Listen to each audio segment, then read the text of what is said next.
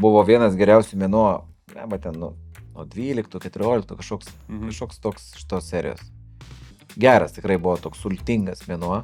Ir taip idealiai sutapti su to, kad realiai nusėmė Lietuvoje išėjimas iš pensijų. Prieš patį vieną geriausių mėnesių ten per ilgą istoriją. Jeigu tu nori sąmokslo teoriją pagauti, čia viskas bus planuota. Tu turi tobulą tą. Konservatorių. Perki S&P 500, kai mėnulis pilnatis yra, žiūri fainą strategiją, patikrinkit. Beje, padarysim tokių, kad bus galima įkelti tokių nesąmonių. Aš padarysiu, kad realiai galėsi sukelti savo setą tų duomenų. Kas yra amazing, paspaudžiat, pavyzdžiui, jūs galite matyti netgi turto klasių grafikus ir paspalvintą spalva, kada ta turto klasė buvo.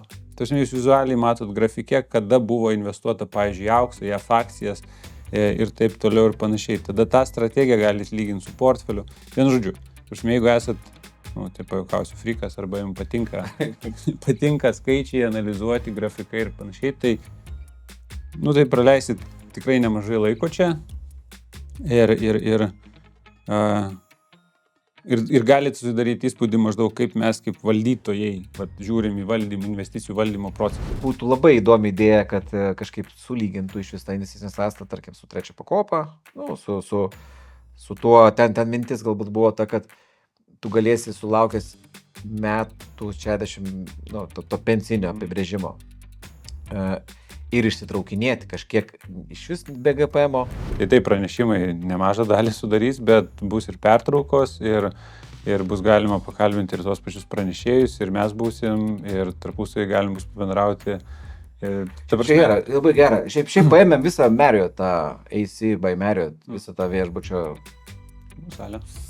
kompleksą ten. Tai sveiki visi, šiandien studijoje su Artūru pakalbėsim apie orą ir ne tik, apie naujienas, apie aktualijas, bet pirmas dalykas, ką norėčiau parodyti, tai šitas ekranas, operatorius neleis sumeluoti ir prizumins, aišku, gali ten bet ką įdėti, bet čia yra parašyta, kad you have 50,000 subscriberių.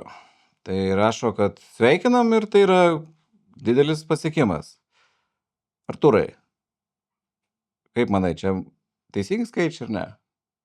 Žinai, aš turbūt pasakysiu, niekada mes, ne dėl skaičių mes pradėjom tą daryti ir turbūt, kai pradėjom, buvo toks pirmas milestonas 1000 žiūrovų, tai jau būtų neblogai. Tai 50 yra daugiau negu 1000, aš turbūt sakyčiau, kad ne pro kur nesitikėjom tokių skaičių, nes jeigu aš neklystu, tai kai mes pradėjom filmuotis, tai bent jau mano žiūrima laida Proto industrija buvo maždaug 60,000 panašiai subscriberių. Ir galvoju, neįmanoma, ta prasme, kad investavimo tema, kanalas galėtų tiek žiūrovų turėti. Tai aš tai labai, labai džiaugiuosi ir atrodo, kad investuojam, o toliau augam. Tai čia turbūt tiesiog proga ir pasidžiaugti ir padėkoti kiekvienam, kuris prenumeravo, kuris žiūri, klauso, komentuoja, užduoda klausimus, dalinasi ir panašiai. Tikrai mes juokavom pradžiai, kad jeigu būsim tas 1000, jeigu žiūrės tame tarpe mūsų ten artimieji, kolegos, kaimynai, tai čia bus neblogai. Tai dabar, kiek tų peržiūrų yra rašo, tai lifetime viso to kanalo, tai dabar apie 5,5 milijono yra peržiūrų, 5,5 milijono peržiūrų nuo starto ir yra apie 370,000 valandų žiūrėta. Kiek išmetė laiko jau? Nežinau, čia daug mažai, bet atrodo skaičius kažkoks nesveikas. Tai tikrai, kosminiai skaičiai ir labai, labai fainiai, kad vis dar augam ir manau, kad dabar kažkaip jau gal drąsiau galim sakyti, gal yra įmanoma padaryti ir žinai, kokį skaičių? 100,000. Sekantis gražus skaičius. 0,5 100,000 padarė. Aš žinai, kaip juokauju, aš dabar sakyčiau, tikrai niekada ant Rūliko nesireklamuosim. Negali, blemba, ant lėktuvo gal tik tai. Bet, bet turbūt kaip ir aš, tarkim, jeigu tą skaičių interpretuoju ta prasme, kad susidomėjimas investavimu didėja, tai labai fain. Jeigu čia tiesiog, tikrai mes kiekvieno ten to žmogaus individualiai nežinom ir gali būti ir netikrų, gal nežinau, bet 100,000 investavimu besidominčių žiūrovų lietuvių kalba, aš manau, čia būtų labai gera indikacija, jeigu pasieksim, o, turbūt laikui bėgant klausimas, kada gal ir pasieksim, bet čia būtų labai gera indikacija, kad apskritai besidomėjimas investavimu jisai didėja. Tai čia nežinau, ar sutapimas, kad šie metai, paskutiniai 12 mėnesių buvo tokie geri skaičių prasme, kad turėjom investicinę sąskaitą ir antros pakopos reformą. Tai gal tai ir paskatino labiau domėtis. Tai tikrai gali būti ant gero galbūt tokio bangos užtaikėm, kad jinai šiaip tai žmonės pradėjo daugiau galvot, makaluot, kaip čia neprarastų pinigų, kaip čia ta infliacija bent jau pavyti, arba aplenkti. Ir šiaip dar čia vienas fun fact, tų fun fact gal šiandien bus ne vienas, bet pirmas tai pati Europos Sąjunga labai juda į tą finansinio raštingumo temą. Ir kur tave pakvietė? Ir nežinau, čia susiję su podcastais, nesusiję, bet Europos komisija, žodžiu, kiekvienai šaliai Europoje paskyrė tokią užduotį, paskyrė du žmonės nuo šalies, kurie reprezentuotų tą finansinio raštingumo, investavimo visą tą temą. Ir patikau aš ten. Tai operatorius gal įmes fotkę. Nieko nemokėjau, bet sakė, ir tau nieko nemokėsim. Win-win situacija, ką daryti neaišku, bet, bandysim pajudėti gal dar rimčiau, galbūt atsidarys daugiau durų. Čia tokia idėja, kad aš sakyčiau, kad tikrai kviečiu visus stipriai dar paspausti tą subscribe mygtuką, jeigu dar nepaspaudėt, nes tai padėtų mums dar geriau augti, stiprėti ir tai tikrai didina tą motivaciją ne tik mums patiems daryti, bet galbūt ir tokiems dar rimtesnio kalibro svečiams ateiti. Nes kai buvom tas kanalas ir tie pirmieji pas mus svečiai, aš įsivaizduoju, kur filmuosimės? Podcast'e. Gerai, o kiek ten žiūrų pas jūs subscriberių? Nežinau, 27. Gal 100 pažiūrės. Tai dabar jau tikrai nebegėda yra pakviesti galbūt svečius, kurie žiūri tą subscriberių kiekį, tai tikrai paspauskite ant tą subscribe mygtuką, kas 2 savaitės išeina tas mūsų podcastas, tikrai ten neužsispaminsim stipriai, visą laiką būsit tame tarpe, kuriam parodys YouTube'as, kad išėjo ta laida ir tikrai, taip dažniau matysimės.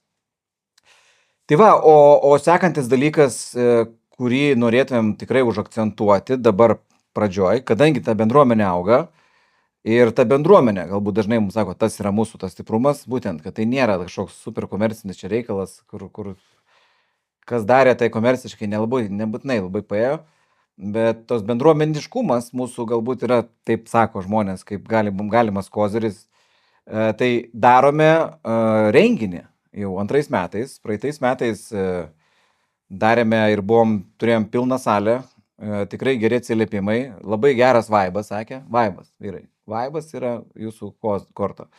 Būtų gerai, kad ir pranešimai nebūtų, bet be vaibo, bet tarp pranešimų tai turim šiemet sunkiasvorių žaidėjų. Tai gegužės 22 dieną Vilniuje kviečiame visus prisijungti, nes tarp pranešėjų turėsim mūsų Lietuvos finansų temos MVP, žodžiu, superstar baltoji gulbė Rasa iš Lietuvos banko. Dažnai mes dedam tą thumbnailą 6 milijardai. Tas skaičiukas, jisai intriguojantis yra. Kaip žmonės žiūri ekraną ir mato tokius skaičius. Tai ką jie masto? Tai Rasa pasidalins savo įžvalgom apie ekonomiką, bendrai vaizdą, kaip apie kažkokius geopolitinius dalykus, rinkas.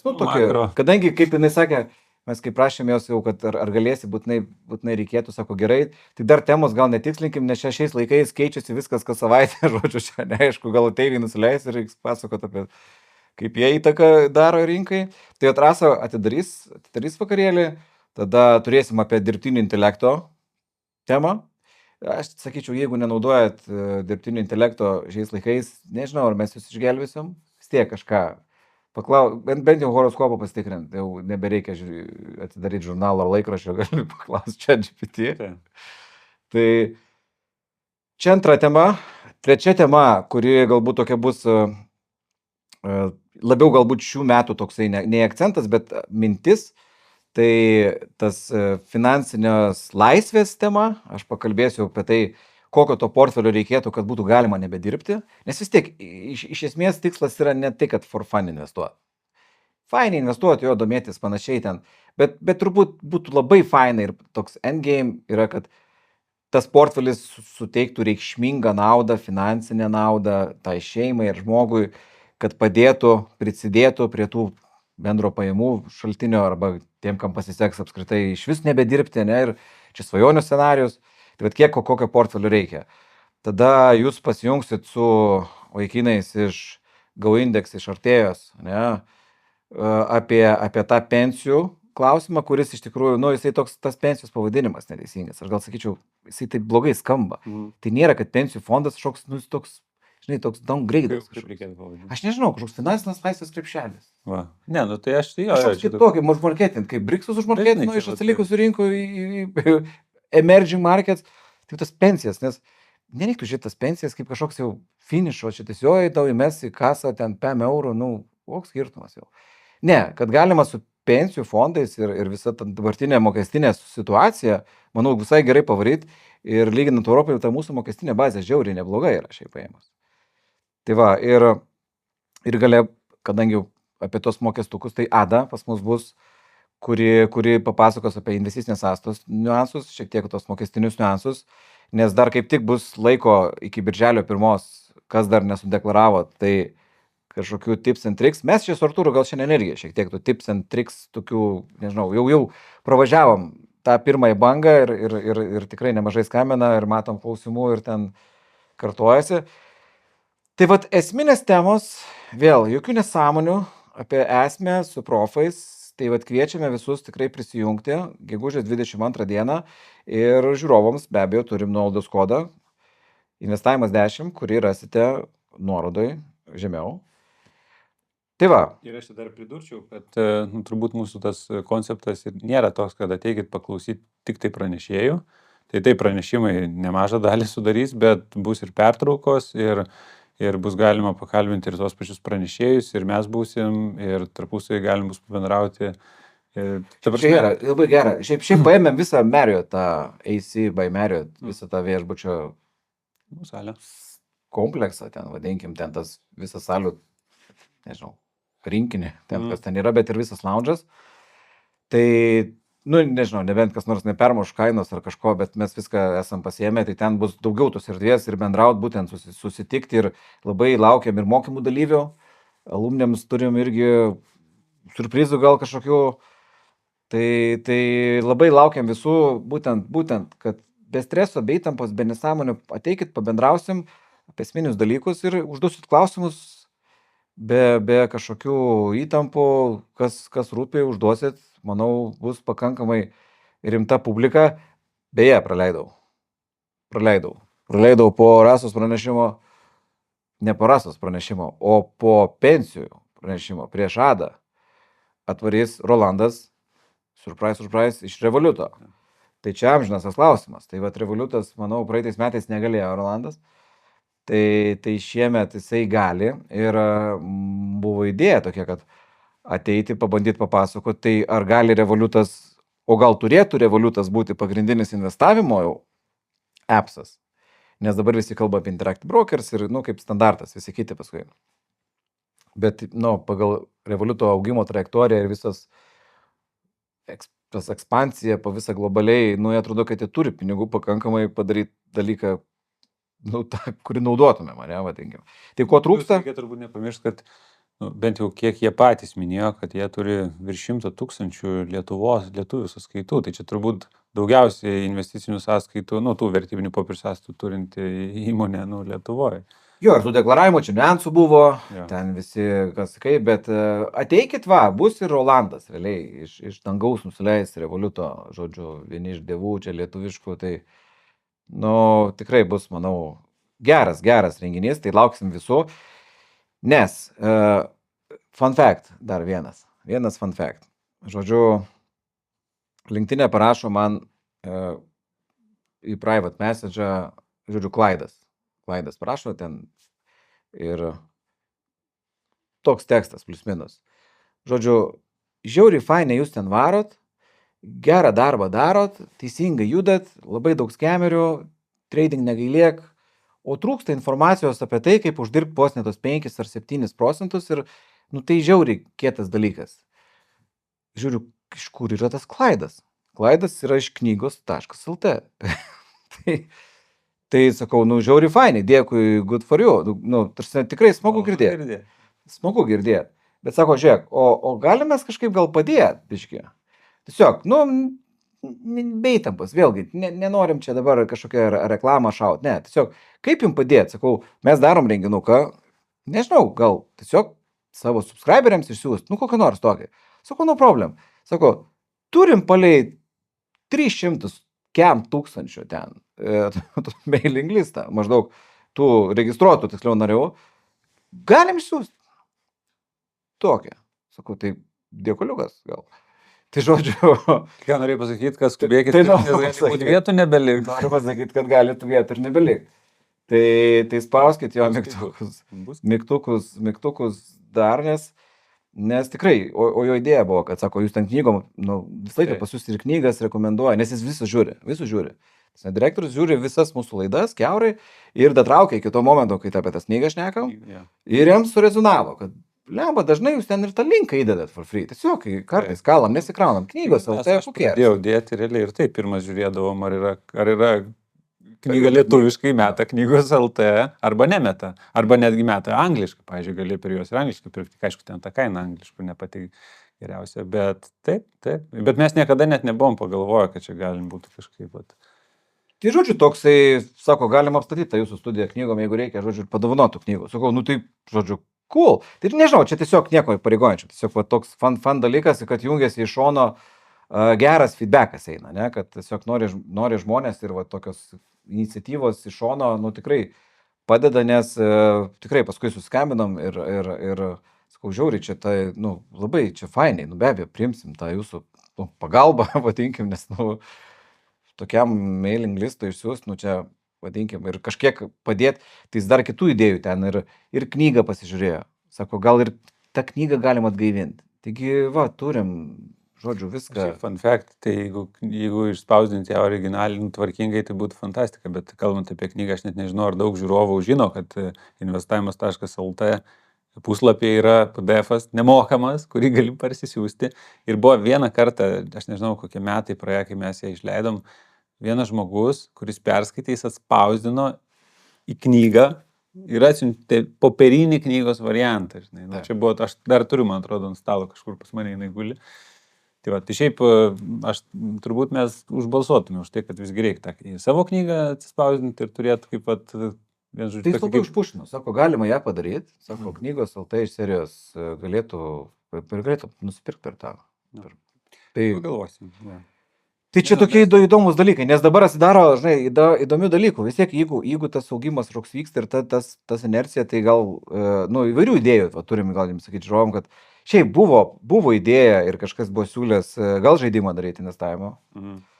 Tai vėlgi, čia mes tų idėjų gal ir turim, bet niekad iki galo neturi, kaip tu išspręsi vadybinę klausimą, kaip turėsim dabar, kur pas mus važiuosi, tai namus pasiimtą žaidimą į ofisą, pas operatorių čia prie durų paliksim, per omnyvą ten siautėt, nu, sudėtingai. Ir kažkaip vis laiką, bet dabar jeigu tai atsidarytų duris, kad būtų galima galvoti plačiau, tai aš manau, kad galima būtų galbūt pagalvoti apie investavimo žaidimo kūrimą, kuris kaip čia gerai pajuokavo, sako, Monopolis šiaip yra lietuviškas žaidimas, nes ten viskas apie NT.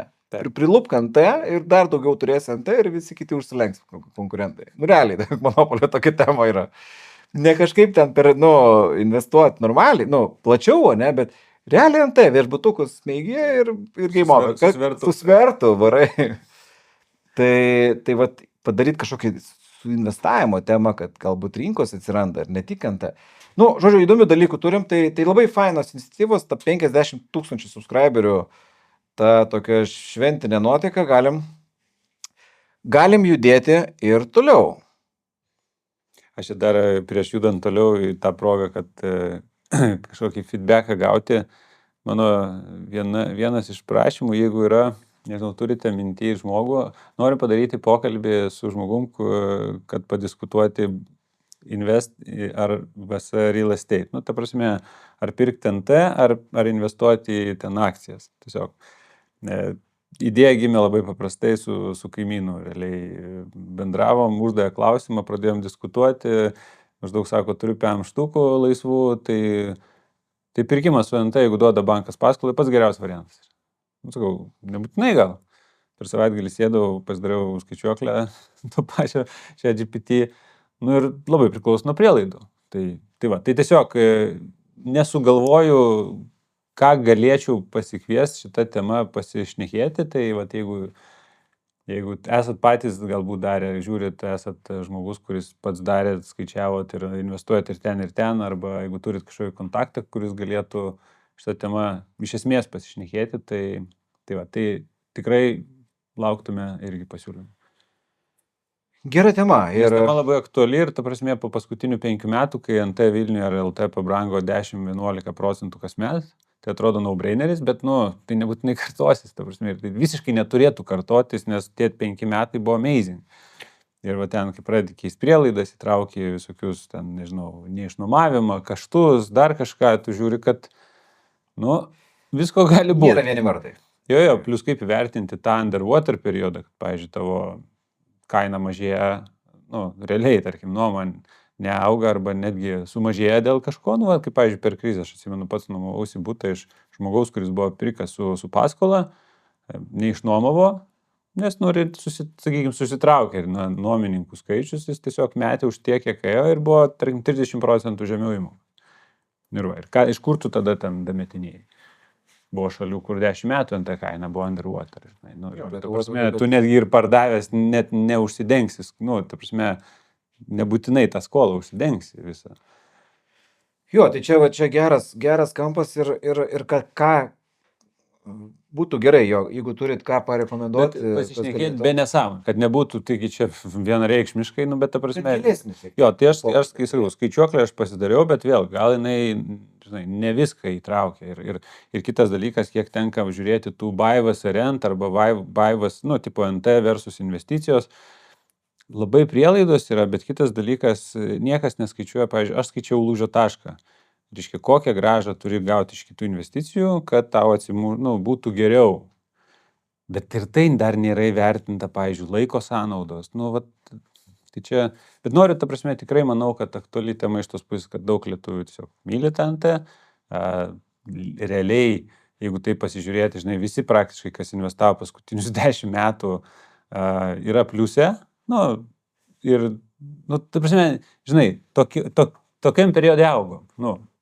Bet, ne visas pasaulis tokiam periode buvo, ne visada toks periodas buvo ir, žinom, yra cikliškumas. Tai nėra garantijos, kad tikrai dabar toliau važiuosim taip, o yra buvę epizodų, kai nekildavo, kad grįžta atgal kainai į tą patį tašką, kartais ir 10 metų gali reikėti. Tai buvo ir kai daugiau, tai čia, Tai aišku, kažkas dažniausiai turėtų blogo, bet tiesiog, jeigu turit kažkokių minčių, tai parašykite, ar galite man LinkedIn'e parašyti žinutę su kontaktu, arba patys parašyti, tai tikrai norim šitą temą pavystyti, skirti visą laidą, tai manau būtų ir įdomu, bet taip iš esmės pasižiūrėti giliai.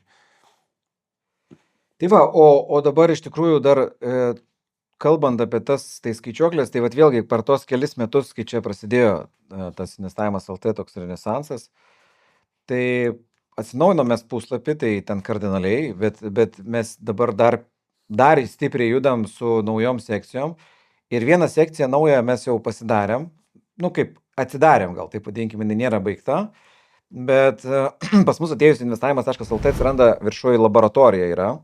Tai būtent apie tą Artūras kalba. Labai daug dažnai būna pokalbių, minčių, nuomonių, bet nėra skaičių. Ir kai nėra skaičių, toks gaunasi anekdotas prieš anekdotas. Mano žodis prieš tavo žodį. Tai dažnai niekur neveda. Trust me bro yra toks variantas. Tai tas... Akcijų rinka nukrito 2%, čia gerai investuoti. Jo. Gerai ar negerai? Kiek gerai? Jo, kiek gerai? Kodėl gerai? Arba čia, pavyzdžiui, netgi iš mokymų dalyvių buvo Discord'e vienas parašė, sako, Va, besivystančios rinkos, ten reikėjo pirkti besivystančios rinkos. Besivystančios rinkos 6 mėnesių gerai pavarė, aš dabar gal nepirksiu. Kodėl? Nu, nes daug pavarė, tai, nu, gal nebepavarys. Sakau, ką reiškia daug pavarė, ką reiškia nepavarys. Ar tu turi skaičius, nu, vat, kurie tai indikuotų. Tai čia yra tiesiog pavyzdys, arba, pavyzdžiui, kaip visada tu minėdavai, pasiekė all time high, čia jau brangų rinkos aukščiausiam taške, tai gal dabar palauksiu. Va, tai yra kaip nu, girtų bazaras čia vadinkim taip, va, bet reikia skaičių. Tai ką tu padarei? Jo, ir čia, ir mes jau atsidarėm tą galbūt liniją su pensijų skaičiuoklė, nes, nu, su pensijų temai, tai čia sakau, iki šiol dar, aš kai kur, nu, ir vis dar atidarau, ir papasakoju, ir ten susives, sakau, pasižiūrėkit, nu, realiai tos skaičius, kad matytumėt, kas ten darosi. Tai, va, pensijų skaičiuoklės kaip ir prognozavau, taip ir nieks ir nepadarė daugiau normalios. Tas ne, kaip ir buvo tos tokios smigusios bankinės, nu toks, taip pat viskas bus gerai arba ne, bet gilio nebuvo, palyginimų nebuvo. Tai norėsiu tų skaičių sudėti. Tai pensijos padarytos, tai vad kas dar neapsisprendėt, tai 2 metus taip turit apsispręsti, tai manau, laboratoriją nueitumėt ir paspaustumėt ant pensijų skaičiuoklį, ten patektumėt į atskirą pensijų šalį ir galėtumėt pasilyginti 2, 3 pakopą ETF-us. Čia vienas dalykas. Taip pat iš karto dabar čia buvo tas karas, pavyzdžiui.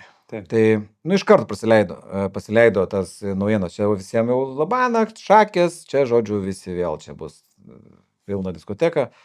Nu, pasidarėm paprastai karo tą skaičiuoklę. Nu, tarsi karo įtaka finansų rinkoms. Ir galit pasižiūrėti. Sudėjom 11 esminių tų konfliktų per pastarosius turbūt gal 50 metų. Ir kas gaunasi po tą mėnesį, jeigu investuoji tą mėnesį, kai prasidėjo konfliktas. Mėnesio gale, tai, nes mėnesiniai duomenys, tai prasidėjo, palaukim mėnesio uždarimo, nu, kad vat, ir nusitaikai ir perki, ir kas gaunasi. Nu, ir labai paprastai gaunasi, kad visi sekantis 3 metai buvo teigiami. Tai, nu, tragedija vyksta, rimti iššūkiai ir vidutinė metinė grąža yra didesnė. Tarsi jinai, nu, nėra, kad ten labai daug, bet didesnė. Tai statistiškai žiūrint, ir daugiau pelningų atvejų, ir geresnė grąža negu vidutinė. Tai vėl, čia vat kyla mintis, tai vat galima pasižiūrėti. Jo, tai vat ir dabar paskutinis, ką ir jo, kaip juokauja, kad tik mokymų dalyviai greičiausiai supras, nes kai Discord'e dariau tą pristatymą irgi, tai įvairių buvo tokių, jo, čia, taip gali būti. Tai yra portfeliai ir strategijos, tai visiems šiaip, kas for fun, iš esmės padarėm įrankį. Realiai, žiūrėjom, kokie yra esminiai pasaulio tie geriausi, nežinau, portfolio visualizer, ten, ne, visokie ETF, lazy portfolio, kur gali tą portfelį susidėti ir ten kažką palyginti vieną su kitu. Nu ir, nežinau, nu, man kaip baigusiam tą IT ir kažkiek ten susigaudančiam, nu, aš nesu programeris, bet nu, tas vaibas, kad mobilas kažkaip sugriuvęs arba nelabai ten gali daug tokių funkcionalumo turėti gero, o jeigu jau turi ten kažką rimtau, tai ten jau turi imti super mega platinum planą ten kažkokį ir tik tada. Tai mes padarėm savo alternatyvą ir aš manau, kad, nu, jeigu jūs palygintumėt, aš laukčiau labai komentaro, kodėl nepereiti iš Finvizo, iš portfolio visualizerio ar kitų ten tų įrankių iš šitą. Mums tik turto klasių reikia daugiau susidėti. Čia gal taip yra. Sudėjom pagrindinės, kad ten nestrateguočiau. Bet iš kitos pusės, tai bet kokias turto klasės patys gali susikelti, ko, pavyzdžiui, kitur paprastai. Jo, čia leidžiam susikelti, tai galite įsimesti ir pasižiūrėti. Tikrai geras dalykas, nes čia daug visokių pjūvių. Pavyzdžiui, nu, čia daug kas šneka apie kokias nors JAF akcijos, amžinai geriausia turto klasė, paimat ir užsimetat JAF akcijos ir ne JAF akcijos. Užsimetam eurus ir, pavyzdžiui, ar žinojo tokį fun fact, ne, sad fact, ar nežinau koks šit, kad JAF akcijom ilgiausias neigiamas periodas buvo, kad investuoji ir esi minuse, kiek mėnesių ilgiausiai. Tai buvo 160 mėnesių. Tai čia yra 12, 14 metų, 15 metų. Jo, nuo 2000 ir ten atšoko gal. Bet imam nuo 1970, nu tai ne už 100 metų istorija, sakykime, po antrą pasaulinio. Jo, nuo 76, čia visa istorija nuo 76, nuo to Jamaikos akordo, kad atraišo dolerį nuo aukso. Tai ten galima pasižiūrėti tas pačias portfelius susiformuoti, kokį nori pagal turto klases, čia su šeima, vaikais, nežinau. Ypatingas galbūt čia būtų ir, manau, nauda ir universitetam, mokyklom pasižiūrėti, nes lietuviškai reklamos neskraido į kairę dešinę, kaip baneriai būna lesa, pirk kripto ir panašiai. Tai čia vienas dalykas ir yra strategijų dalis, kur galima va tą pasitikrinti, ką Artūras sakė. Nu, realiai klausimas. Jeigu akcijos pakrito 10%, čia gerai ir blogai, pirkti ar parduoti reikia dabar. Tai, o jeigu 30, tada čia tokį sudėjom ir, nu, tikrai čia daug laiko buvo skirta ir sudėta daug tokio know-how iš akademinės pusės, nes kas tas yra pelningumas? Jisai vidutinė 12 mėnesių grąža, ar tas compounded annual growth rate, o kaip rizika? Rizikos parametrų pilna visokiausių, santykinių rodiklių, Sharpas, ten, Ulker, nu, ko tik nori yra. Tai visais jais galima pjaustyti ir pažiūrėti, kokie yra skirstiniai, koks statistinis reikšmingumas tų vidurkių. Nu, žodžiu, aš galiu eiti labai gilę, kur čia nesu supras, bet jau pusė to jau pradėjo mėgoti, bet jeigu realiai giliai jeigu galvojat, kad jūs giliai susigaudat, aš manau, kad šita skaičiuoklė laboratorija nuėjus į investicijų portfelio ir strategijų tą įrankį, manau, gali gauti šviežio oro gūsį tokį, kad galbūt ne iki galo jūs susigaudat pakankamai giliai, kaip galvojat, nes čia yra sudėta, nu, pilna, aš nežinau, jau fantazija man buvo atšokus, ką dar čia galima įdėti, visai galim kažką pradėti, bet jau manau, čia yra gana netoli overkill, jeigu dar nėra. Tai, Lukai, aš truputį įsterpsti, pradėkim nuo to, kad, va, tarkim, pagrindinis turbūt toks jau core arba jau hardcore įrankis, tai yra būtent ta portfelių skaičiuoklė. Nu, tai einat į laboratoriją ir yra pirmi portfeliai ir strategijos. Ir šitoj vietoj, ką Lukas dar nepaminėjo, būtų paminėjęs, turbūt yra dvi dalys. Pirma dalis yra portfeliai. Tai, na, iš esmės yra pagrindinės turto klasės, kurias mes patys esame per mokymus išskyrę, tai yra ten pasaulio akcijos, tada JAF akcijos, Developtex, JAF emergingai, NT, obligacijos, žaliavos, auksas. Tai yra, galite pasilyginti šitas turto klasės kaip turto klasės, vat, ką tu minėjai, pasižiūrėti skirtingi periodai, kaip veikia, kaip buvo ten 10-metis JAF versus emergingai, ar visada geriau ar blogiau. Yra va tie ilgiausi neigiami periodai, drawdownai, ten galite pasimti metų, 3-5 rollingus, pažiūrėti intervalus, nu, vienu žodžiu. Ir galite iš jų pradėti dėlioti portfelį. Tiesiog pasyvų portfelį, susidėti šiam, pakeista JAF akcijas, į ne JAF akcijas, įdėta auksą, išimta auksą. Ta prasme, galite kurti savo portfelius iš tų turto klasių, kurios yra. Galite įsikelt savo indeksus. Nu, ta prasme, nežinau, pavyzdžiui, turite 5 ETF-us atsirinkot. Išsitraukėte iš investing.com ten kainas, svarbu, kad jos būtų su dividendais, nu, ta prasme, tas total return, akumuliuojantis, jeigu yra, susikeliat mėnesinės kainas, susikeliat, pasižiūrit, kad būtų ta pačia valiuta, tai ar eurai, ar doleriai, galit pasirinkti rebalansavimą, rebalansuoja kas mėnesį, kas ketvirtį, kas metus ir pasilyginti tos portfelius įvairiais pjūviais. Tai ta prasme, ką Lukas sakė, aš tokio, dažniausiai, kai lygina portfelius, nu, tai ten būna grąža, standard deviationas, bet ten koks nors 3 metų rollingas ir viskas. O čia gali, ta prasme, ir skirtingus periodus tampyti ir keisti labai, labai lengvai tas proporcijas. Tai čia pirma dalis. Antra dalis yra strategijos.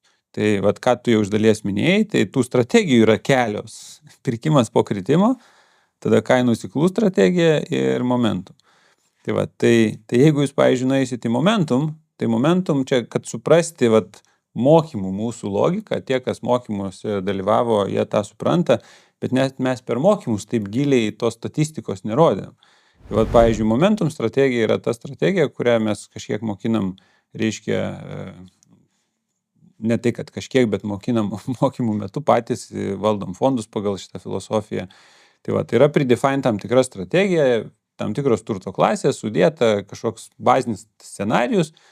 Bet čia galite rasti, pavyzdžiui, prekybos aktyvumas, kiek buvo sandorių iš viso padaryta, kiek sandorių buvo pelninga, o dabar man rodo 185 pelningi, vidutinis pelnas 5,3, 7,4 nuostolingi, vidutinis nuostolis 2,9, kiek procentų kiekviena turto klasė sudarė. Kas yra amazing, paspaudžiat, pavyzdžiui, jūs galite matyti netgi turto klasių grafikus ir paspalvinta spalva, kada ta turto klasė buvo. Tačiau jūs vizualiai matot grafike, kada buvo investuota, pavyzdžiui, į auksą, į akcijas ir taip toliau ir panašiai. Tada tą strategiją galite lyginti su portfeliu. Vienu žodžiu, jeigu esat, taip pajuokausiu, frikas arba jums patinka skaičiai, analizuoti grafikai ir panašiai, tai, tai praleisit tikrai nemažai laiko čia ir galite susidaryti įspūdį maždaug, kaip mes kaip valdytojai žiūrim į valdymą, investicijų valdymo procesą. Ta prasme, čia nėra viskas, ką mes darom, bet nemaža dalis yra to, kaip mes žiūrim, ką mes darom, kaip mes tada, ko čia nėra, tai nėra, kodėl pasirinkimai tokie, nes čia vėlgi reikia daryti tam tikrus testus, palyginimus, kiek tų turto klasių traukti, kokius periodus imti, kokius rodiklius žiūrėti ir taip toliau ir panašiai. Šiaip tikrai, ten ir dalintis galima paskui, tai vystysim dar tą dalyką dar stipriau ir čia jau buvo pasiūlymas padaryti ir light versiją, ne frikams, bet čia, kad suprastumėt gilį, kad jeigu pasižiūrėsit ten, atsidarysit Investavimas LT tą laboratoriją, jūs pamatysit, kaip galima, jeigu įsileisti virtuvę ir mąstyti jau giliau, kaip tai galėtų atrodyti, nes pilna visokių yra ten tų servisų, ten žodžių skaičiuoklės, dar kažką, subscribing, ten kažkokie ten, nežinau, nėra tyrimais paremtų dalykų, bet aš duosiu to kažkokių duomenų. Tai mes sakom, žiūrėkit, viskas turi būti duomenim pagrįsta, viską turi būti galima pakartot, patikrinti, jeigu kažką sako, kad veikia pagal perki S&P 500, kai mėnulis pilnatis yra, žiūri fainą strategiją, patikrinkim. Beje, padarysim tokių, kad bus galima įkelti tokių nesąmonių. Aš padarysiu, kad realiai galėsi sukelti savo setą tų duomenų. Pavyzdžiui, nežinau, savo horoskopo ten kažkokį piką, nežinau, kai susijungia Marsas su Venera. Galima bus padaryti. Pastatytas modelis ant to, kad galima bus tikrinti, nes reikia tikrinti, kaip investuoji visą laiką ir kai investuoji tik per pilnatį. Ir tada lyginti, o ne tai, kad investuoji per pilnatį, uždirbau 6%, ramiai. Bet jeigu vis laik perkai, bet kada gauni 8%. Tai negeras dylas. Tai visokių tokių palyginimų dar pridėsim, tai rašykite tikrai į komentarus, kas pasinagrinėsit. Gal rasit ir net negal. Tikrai rasit dar visokių bugų. Čia under development yra, tas viskas vyksta. Tai jūsų komentarai, pasiūlymai yra tikrai laukiami, ką ten manot, ką būtų galima dar pridėti.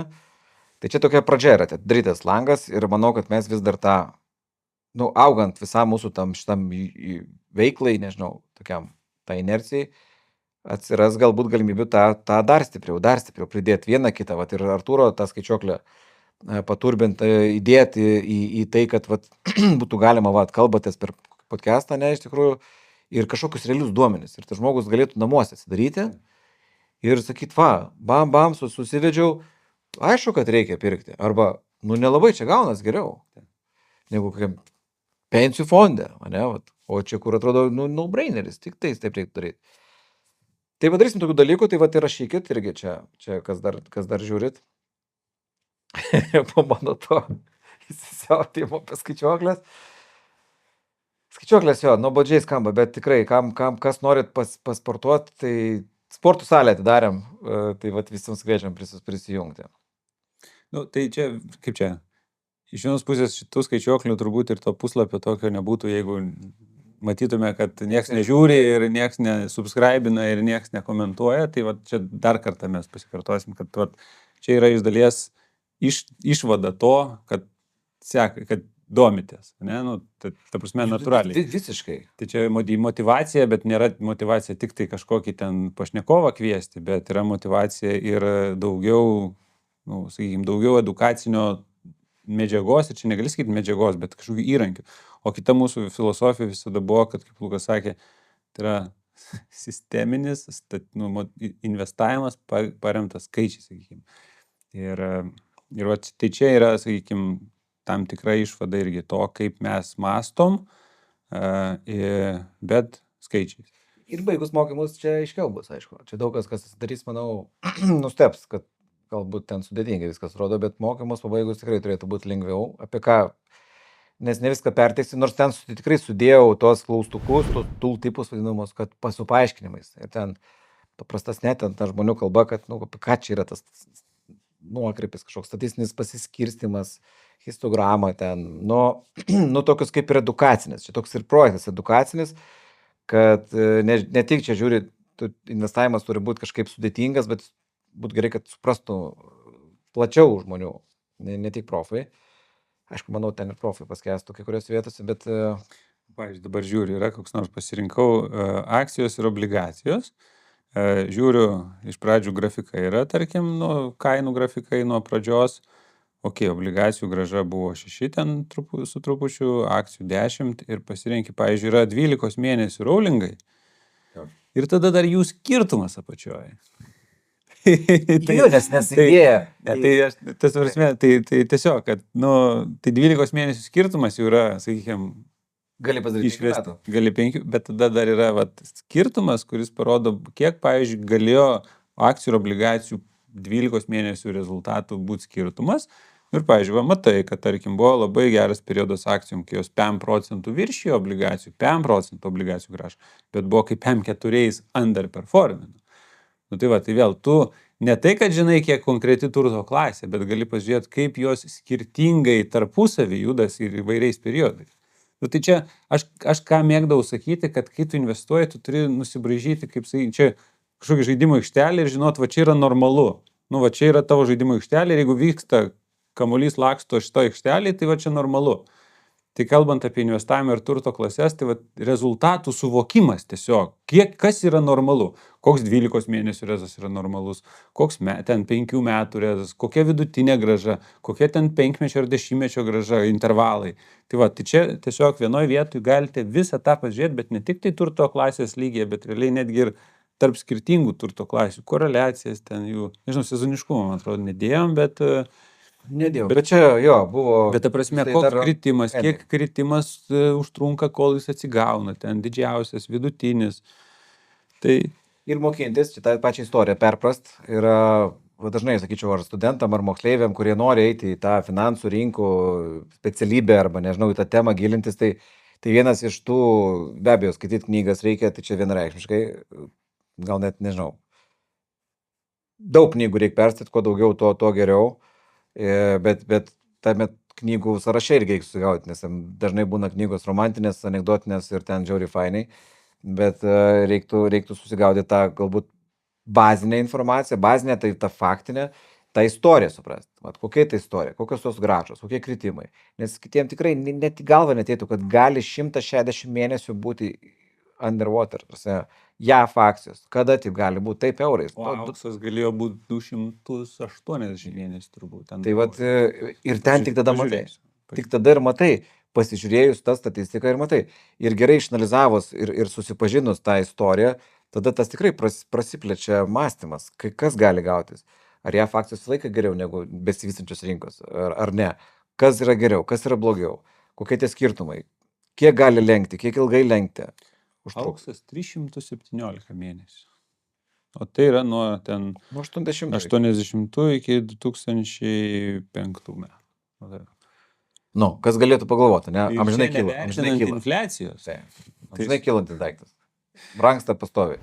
Noriu visus pakviesti į antrąjį investavimas.lt bendruomenės renginį, kuris vyks šių metų gegužės 22 dieną penktadienį Vilniuje. Ir jame susitiks visi mūsų draugai, tiek podcastų, kaip sakant, mylimiausi dalyviai, tiek ir svečiai. Tai kalbėsim apie makroekonomiką, pensijas, investicinę sąskaitą, finansinę laisvę. Žodžiu, įvairiom temom, pagrindiniam temom. Daugiau informacijos pranešėjai, reiškia, temos yra nuorodoje aprašyme. Taigi, dar kartą primenu, gegužės 22 dieną Vilniuje, penktadienį, susitinkam, pasimatom, pabendraujam, padraugaujam. Iki. Tai čia dar aišku, dar daug tų pataisimų ir visokių dalykų yra, bet jau dabar matysit kritimo strategiją, pasižiūrėti, kiek nukrito, kas gaunasi per sekančius, tarkim, metus, 3 metus, vidurkis. Čia gerai ir blogai. Doleriais, eurais. Dabar dar aišku, dar turim tos sprendimus, tos indeksus parinkti teisingus, kad jie būtų vadinkim, ir eurais, ir doleriais logika sueitų, nes dažnai visi žiūri doleriais. Į eurą paversti nėra taip lengva, nelabai tų turto klasių, galbūt tos istorijos tiek, pačio euro ten, vadinkim, nebūtinai buvo, bet vėlgi galima, čia GPT sako su klodu, kad galima imti tą valiutos kursą ir ilgesnį, kol dar nebuvo euras oficialiai, nes jis buvo pagrindu pagal formulę darytas krepšelio principų ir anksčiau ir galima tą backtestinti anksčiau, galima turėti tą eurinį vaizdą, nes eurinis vaizdas gerokai iškreipia būtent Amerikos akcijų rinkos tendencijas nuo 2000 iki 2020 metų. Daugam net į galvą neteitų. Kiek, nes euras stiprėjo ir JAV akcijos buvo silpniausias regionas iš to pagrindinio. Tai ką jūs matot, kad per 10 metų JAV akcijos nepabrango, tai jūs matot doleriais, o eurais buvo dar blogiau. Eurais buvo per 10 metų minus kažkur 5%. Tai daug dalykų ten yra padaryta, tai bet sakau, rašykit, jeigu randat nesąmonę, kažkas, akivaizdžiai ne taip, taisysim. Ta prasme, tam ir darom, dabar yra tobulinimo tam etape. O tai gerai, Lukai, aš čia dabar truputį tokį klausimą. Jėga, skaičiai, mes čia abu užsidegę, džiaugiamės labai. Ir dabar sėdi žmogus, sako, prasidėjo, bet čia, žiūrėk, karas prasidėjo prieš mėnesį, ne, pasaulio tvarka keičiasi.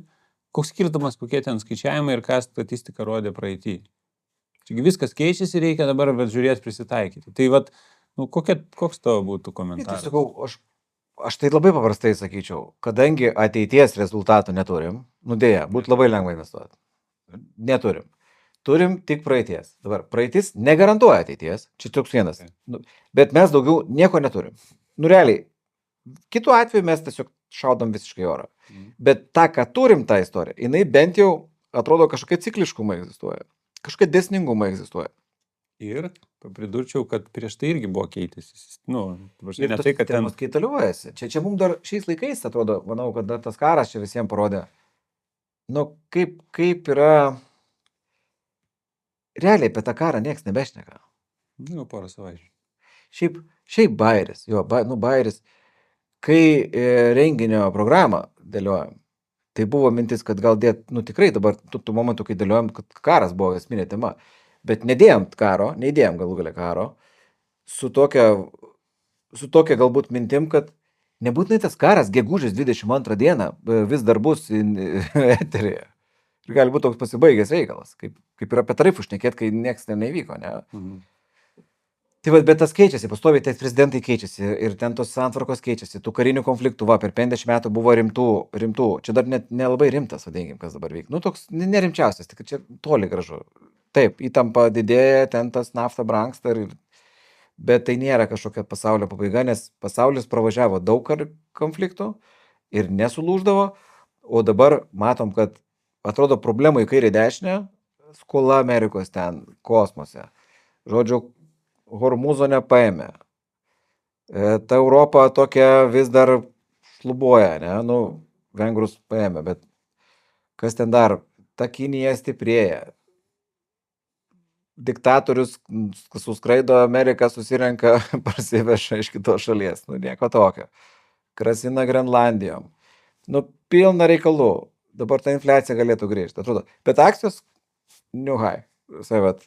Naujos aukštumas. Ir ne tik tai tos, sakykime, JAV tech akcijos. Tech akcijos, kur tuoj tas AI sprogs, ten nieks neuždirba iš to. Aš turiu omeny, kad, žiūrėk, ir Azijų, tos emerging market akcijos new high, ir ten žiūri tada ex-US'as developed irgi jau, arba netoli, vėl, kaip žiūrėsi doleriais, eurais, bet, ta prasme, praktiškai viskas sugrįžo. O nafta nesugrįžo ten, kur buvo. Nafta nesugrįžo. Ir atrodo, kad jeigu, bent jau vėlgi, kažką rinkos, ką jos žino, neaišku, kur jos žiūri ir kodėl, nes čiagi buvo, jeigu nenukrista nafta žemiau iki vėl 80 ar ten, tai čia yra nepakeliamas skausmas. New high, koks skausmas? Tarsi kala toliau, varo į priekį ir SpaceX IPO pareina neužilgo. Kažkada artėja, kur gali būti tokio dydžio. Čia dabar buvo čartas, ar ne, gal matei, SpaceX, Anthropico ir OpenAI sudėjus tos IPO 3 potencialius yra dažniau negu per 2000, per kokį ten periodą, ne per visą istoriją. Po karo, ne, Aš neatsimenu, bet tai nebuvo, nebuvo 1 metų, buvo labai ilgo Po periodo. karo iki gal to dotkomo per visą tą istoriją viską sudėjus, ką naujo išleido, buvo mažesnis. Ir čia va dabar paklausiau žiūrovų, tarkim, va, imkim tos didžiausius IPO planuojimus, 3 trilijonai ten plus minus planuoja. Sakykim, ne tiek išplatins, bet vertė įmonių. Tai vis tiek ten platins 10-20%. Ir, pavyzdžiui, tai atrodo kaip optimizmas labai didelis, jeigu tokiais dideliais įverčiais. Bet, pavyzdžiui, vat, klausiau vieną podcastą ir šitą įvardijo labiau kaip neigiamą dalyką. Dėl ko? Dėl to, kad anksčiau ir vėliau atsidarys tas vadinamas lock-upas, tai reiškia, tie seni investuotojai jau galės pardavinėti ir tai gali sukelt kešų išsiėmimų. Tai prasme, kad norės išsikešinti buvę investuotojai tais didelėm tom vertėm. Ir, tai va, tai čia, bet taip, ką norėjau pasakyti, kad vėl, iš vienos pusės atrodo labai optimistiškai, jeigu realiai tokiam vertėm išeina, nes čia kosminė, trilijoninės įmonės dar porą. Tai SpaceX'as su 1,2 jis iškart patenka į tą trilijonierių klubą ir dar pirmą dieną kartu. Taip nebus, nežinau, net čia ne rekomendacija, bet, tos IPO būna ten tų ralių. Dabar pasirinis sakė, lygis apie 2 trilijonus planuoja. Tai ten, tai žinai, palinimo, milijardai, 100 milijardų. Tai aš čia pajokausimės, prieš 5 metus, ar kiek ten turėjom tam tikrų, kaip sakant, santykių. Ir buvo SpaceX valuationas buvo kiek 100 milijardų. Dabar kar 10. Mes buvom prisilietę prie SpaceX. Tai vien žodžiu, bet tu nukrypai nuo mano klausimo, išsisukai. Tai vat, pasaulis keičiasi, ką ta statistika, tai ar mesti šiukšlyną ar ne. Nes aš kaip supratau, kad visada tas pasaulis keitėsi ir ateities mes nežinom, žinom tik praeitį. Ir vat, turėdamas tą statistiką, lyg tu gali bandyti modeliuoti, o kas buvo praeitą kartą, tai galbūt maždaug on average panašiai bus ir dabar. Nes visa kita tai yra kaip sakyti. Bent jau gali tikėtis, kad kritimas tikrai nėra, kad 10% čia skaitosi pabaiga kritimo. Nes yra buvę ne kartą, ne 2 ir ne 5. Krito daugiau negu 10%. Tada pasižiūrė, ar gali būti 5 metai neigiami? Gali. Ir ne kartą. Matai, kaip tai atrodo, kada buvo. Tai gerai, jeigu buvo kartą, kodėl negali būti antrą? Bet tiesiog čia labiau ne tai, kad pasakyti, kas bus, aš žinau, bet aš žinau, kas gali būti, ko tikėtis. Tą range, ko aš galiu tikėtis. Būtent. Ir tada, kai tu supranti daug apie tą visą paletę variantų, kas gali būti, tu nebekalbi taip drąsiai, kaip dažnai kalbate influenceriai iš YouTube ir panašiai, kur ten tiesiog perki Yield Max ir viskas bus gerai. Tai atsiranda tas supratimas, kad daug plačiau yra viskas. Čia būtent, kad kuo giliau eini į tą mišką, tu daugiau supranti ir nebešaudai paskui, kad čia taip, ne, gali būti ir taip, ir taip, ir taip, ir taip. Ir tada susakai, okei, čia, taip drąsiai nevaryčiau dabar. Dėl to būna tie specialistai, kad, jie negali, tai pasakyk, ką daryti man dabar. Ir kai nieko nežinai, sakai, pirk, vis tai kyla. Super. Šiaip, taip ilgainiui per 100 metų pakilo. Bet nepasako, kad gali nukrist. Kiek nukrist? Kiek ilgai gali trukti kritimas? Kad gali tas tavo lyderis neslaikyti ilgai. Ir tai aš sakyčiau, kita alternatyva yra dėti indėlį, ko lietuviai ir to nepadaro. Tai bent jau, žinoti, kokia yra finansų rinkų istorija, yra gerai, nes nuo to prasideda ir teisingi lūkesčiai, kas yra, manau, viena didžiausių problemų. Kai ateina ir sako, čia per pusę metų pakilo 11% man, nežinau, čia gerai ir blogai. Jau, žinai, kad turim problemų. Pacientų yra reikalų, reikės padirbėti. 11 per pusę metų yra, laikui, ilgai istorija paėmus yra labai gerai, galbūt net daugiau negu 2 gerai. Ir maždaug čia gal paieškot, kad daugiau kyla, nes čia tas 11 gal biškai slenka iš paskos, nes matau, kad yra daug geriau, dar geriau pakilo. Tik 1 iš 10, aš norėčiau ten kažką palei 20 daryti. Super. Per pusmetį 20%. Tai prisižiūri žmonės, bet tik turbūt praeities rezultatai ir ta statistika gali sugrąžinti ant žemės.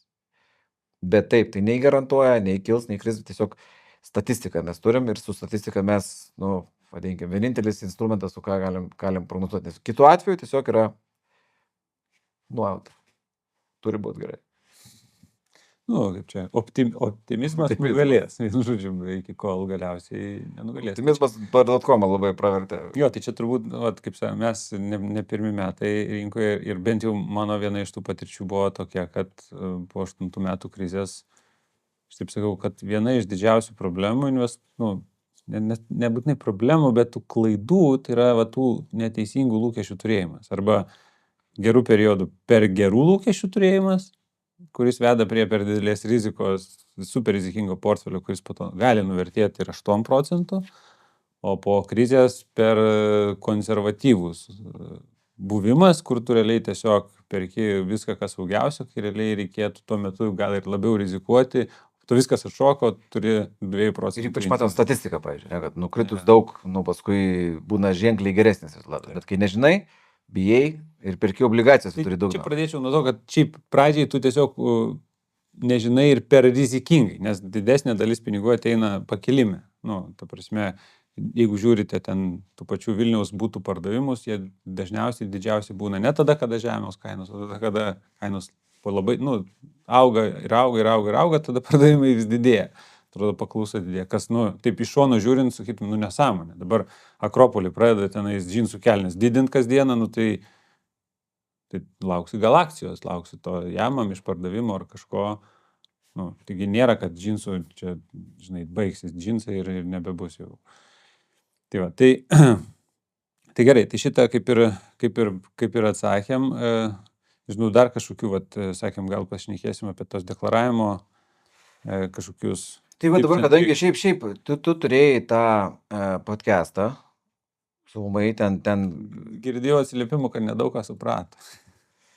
Tai, kaip ką daryti? Nebandysi, nežinosi, bet vis tiek ten tų atsakymų buvo, bet tik tais galim galbūt tokių dabar, žinai, jau patys susideklaravom, tu ten gan anksti sudeklaravai, aš dar laukiu, kada tu susideklaruosi ir tada galėsi pažiūrėti. Tai nežinau, kas dar nedeklaravot, dar turit investicinės sąskaitos režime. Šiaip, jeigu investicinę sąskaitą deklaruosi, tai iki birželio 1 gali deklaruoti. Nors dabar jau lygtais VMI išsiuntė VMI, kad delspinigus reiktų kažkokios. Bet ten VMI dabar sako, hebra, irgi biški numeskit gazą, numeskit hebritą biški gazą, nes, kaip nors jau pakentėkit, nes čia tas projektas nebuvo šiaip kažkoks easy, va taip, prisėdom ir padarėm. Nes aš čia tiesiog einu in defense of VMI. Tarsi, VMI noriu biškį apginti. Tarsi, labai daug heito yra. Labai daug heito yra. Ir, žinai, bet kaip pakalbi su žmonėm, kurie realiai susigaudo ir apie, ne tik apie IT susigaudo, bet susigaudo ir apie IT, ir apie tai, kaip Europoje kitur yra IT. Valstybinėm ar šiaip nelabai svarbu. Europa in general. Tai žinokit, Lietuvos, ką pasidarė VMI, tą, ką mes turim Lietuvai, mes esam tiesiog išpindėję šiaip. Realiai. Mes naudojame Smart ID, parašų ir kaip yra standartas mums. Turi sutartėlę, atsiūs, pasirašau, bam, viskas. Noriu pasideklaruoti, prisijungiau. Blemba, čia tas vedlys kreivas, čia man tas mygtukas nepatinka, čia spaudė, neveikia. Ir man neveikia ten kai kurių dalykai. Bet hebra, būkim, be honest. Jeigu pasižiūrėtumėt į prancūzų, vokiečių, kitų, pavyzdžiui, realiai kalbėjau su Revoliutu. Sako, su visą pagarbą, kad ir kaip atrodo tas VMI negyvas reikalas, jie plačiau žiūri, mato vaizdą. Sako, ką mes čia turim Lietuvoje, tai yra amazing. Prisijungi, tau yra kažkoks jau 9% yra. 9% prifilinta yra. Online, vedlys, netobulas, bet spaudi mygtukus, įvedi. Taip, net kokio nors NT pardavimą, dar kažką ten deklaruoti, reikia reikalų ten. Taip, reikia apie mokesčius suprasti. Bet realiai įmanoma susigaudyti ir padaryti. O ne tai, kad kažką pasirašyti ranką vos, neatsispausint su printeriu ar faksimilę. Ir dėti voką, ir siūst kažkur, gauna kažkokią įstaigą. Ta įstaiga atidaro voką, žiūri tavo ten paskui pusę metų tikrina, paskui randa klaidų, rašo kažkokį vėl paštu, nežinau, ar karveliais, balandžiais skraida dar pas juos. Pas mus yra digital amžius atėjęs. Prancūzai, kiti, negali patikėti, kad pas mus čia hebra. Taip prisijungi, bam, su smartu, vyksta veiksmas. Tai čia yra pirma versija, čia pirmas iPhone'as. Pirmas iPhone'as čia yra. Aš manau, kad VMI tobulins tą dalyką ir pagerins. Aišku, baubas vienas dings, kad nebebus to praeities deklaravimo, ką visiems būtina pasidaryti. Ir čia vat vienas iš tų tips and tricks, ką aš supratau, o čia galim prieiti. Kad, sako, aš buvau investavęs iki 25 metų, ne?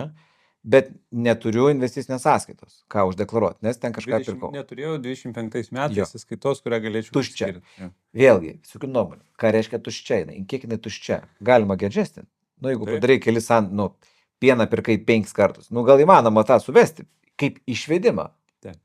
Aš turėjau realią situaciją, su žmona savaitgalį deklaravo, su mano pagalba, tai irgi, jinai tą tuščią sąskaitą atsidarė 26. Sakau, tai, ar buvo kažkokia kita, kurios nenaudoja 25? Sako, nebuvo. Tada blogai, sakai, tai negalim priskirti. Sakau, pažiūrim. Sakau, einam į tą VMI vedlį ir ten yra visos sąskaitos. Ir sakau, ir pažiūrim kiekvieną. Vat išsitraukiam 25 metų išsitraukiam, žiūrim, yra viena sąskaita, kur 25 Liepą išnulinta ir jinai tuščia iki 26 ir toliau. O, sakau, puikiai sąskaita, nuo 25 Liepos gali deklaruoti kaip investicinė, nes jokių ten operacijų daugiau nebuvo. Arba netgi jeigu viena operacija buvo, ten įėjo 1000 eurų ir išėjo 1000 eurų, vis tiek realiai tu ją gali. Nėra įstatymą parašyta, kad, ten labai keistai. Kaip ten buvo, yra parašyta, kad maždaug nerekomenduojam ir kad tai neturėtų būti ten tokia einamoji, bet... Tiesiog einamoji, kad nebūtų, kad ten būtų algos, komunaliniai, parduotuvės, Barbora, Eurovaistinė, kinas, ten, viskas eina į tą krūvą. Ir tada tokią įdės ir maždaug trastmi, viską gerai čia atėmiau, pridėjau, ne? Kad tam VMI čia reikalų bus tokį atkačelintą, ne, vadinkim. Bet ką tu norėjai pasakyti, aš turbūt pertraukiau, yra tai, kad daug kas galvo, kad neturi tos sąskaitos. Jo, tai ir manau, kas deklaravot, jau tai galit nustebot, kai atsidarai tą sąrašą, iš kurio duoda pasirinkti, ir ten visokių senovinių sąskaitų, kažkokių Paysera, ten, nežinau, gal kažkokius senovinį reikėjo bilietą pirkti, negalėjai pirkti bilieto kažkur be Paysera, nežinau, žiūriu, turiu tokių. Tikrai neįsivaizduoju, nei kaip prisijungti, nei kaip jin veikia, žodžiu, bet VMI ją mato, jinai reiškia neuždaryta yra. Jeigu aš pamiršau apie ją, greičiausiai, aš nedarau per ją mokėjimo, ne? Tikrai nemoku iš jos, bet jeigu kažkas man moka pastoviai, amazing šiaip. Likutis bus įnašas. Tai galima ją tiesiog priskirti, o dabar atsidaryti naują tą sąskaitą investicinį, jeigu praleidom tą visą praeitus metus, ir ant jos priskirti. Ir uždeklaruoti ant jos, sekančiam žingsnį pridėti, nesgi ten klausia, ant kokios sąskaitos tą darom.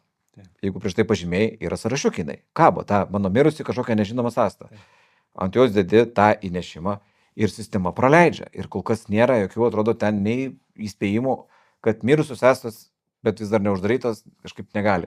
Tai pasitikrinkit. Aišku, čia gal mes labiau iš to savo virtuvės kalbam, tai yra, kur tie fondai perkami iš kažkokių einamų sąskaitų, bet yra kiti, pavyzdžiui, ten investuoja į sutelktinio finansavimo platformas, irgi ne per atskirą sąskaitą, kad atsidarydavo, bet ten nurašydavo pinigus iš jų einamosius ir grąžindavo, tai va, irgi pasižiūrėt. Esu netgi su vienu žmogum kalbėjęs, sako, aš tai neturėjau, bet žmona man turėjo.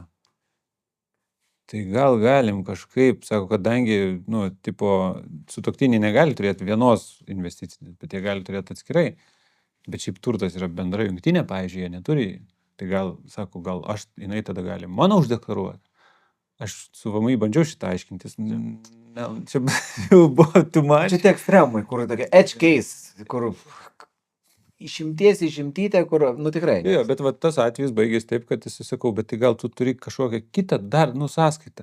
Ir sako, jo, beje, atsidariau ten tam Vokietijos banke, ten online'iniam. VMI sąraše jo nėra, tos sąskaitos. Bet šiaip turiu. Bet šiaip yra.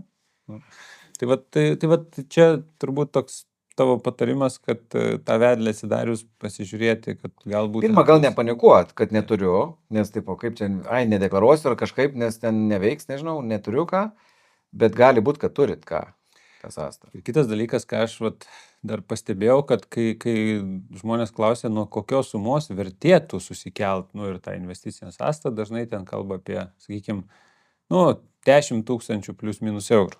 Pagrindinė priežastis būna ta, kad maždaug vidutinė grąža 10%, reiškia jeigu dar išsiskaidai ten, reiškia, palūkanos, sutelktinis ir investicijos, tai va, po 5,000 į kiekvieną uždirbi 10%, 500 yra neapmokestinama ta suma. Nu, čia toks va startas, bet tada gaunasi, kad tu kiekvienais metais tas pajamas turi gauti. Ir jeigu kalbam apie vertybinius popierius, reiškia, tu kiekvienais metais turi fiksuoti tą prieaugį, kas, nu, turbūt nežinau, ar apsimoka, nes tai irgi gali kainuoti. Nu, tai reikia skaičiuoti jau. Bet kitas dalykas, tai gal ta suma netgi galėtų būti ir didesnė, nes 500 eurų yra nulį moki, bet nuo dar sekančių 500 tavo efektyvus tax reitas bus tik 10%, nes 0 ir 20 ar ten 15 yra vis tiek dar mažiau negu 15. Tai kad tikrai nėra būtina visiems, jeigu žiūrim tą pradinę sumą, bet jeigu mes žiūrim, kad mes, pavyzdžiui, investuosim ir auginsim tą kapitalą ir ten bus jisai 30-50 tūkstančių po 5, 7 ar 10 metų ir planuojam ateityje realizuoti, tai aš sakyčiau, kad tikrai jau dabar verta pamastyti. Man teko girdėti vieną argumentą tokį, kad jau geriau klientai sumokės dabar jau tą, kas yra, nes ateityje tikrai didės. Nu, mano supratimu, čia yra nesąmonė visiškai, nes jeigu didės vienur, didės ir kitur, ir jeigu didės investiciniai sąskaitoj, pavyzdžiui, sakys, tai nebe 15, tai vis tiek bus informuojama iš anksto ir tu žinai, nu, aš žinau, kad aš dabar ateityje kažkada galėsiu už tą 15 fiksuoti. Jeigu sakys didinsim, tai aš užsifiksuosiu prieš tą didinimą už 15 ir vis tiek tuos visus metus, kol laikiau, galėsiu investuoti nuo to uždirbto pelno užfiksuoto. Tas super aktualu yra visom palūkaniniam, nu, obligacijom, suteltiniam finansavimui, čia yra super aktualu, nes tu realiai kiekvienais metais gauni ir moki. Nu, čia nepasidaryti, tai būtų nesąmonė. Nors mes apie suteltinio finansavimo investicinę sąskaitą šnekam minimaliai, bet aš įsivaizduoju, jeigu tu naudoji tą ir nesidarysi investicinę sąskaitą, tai čia absurdas yra visiškas.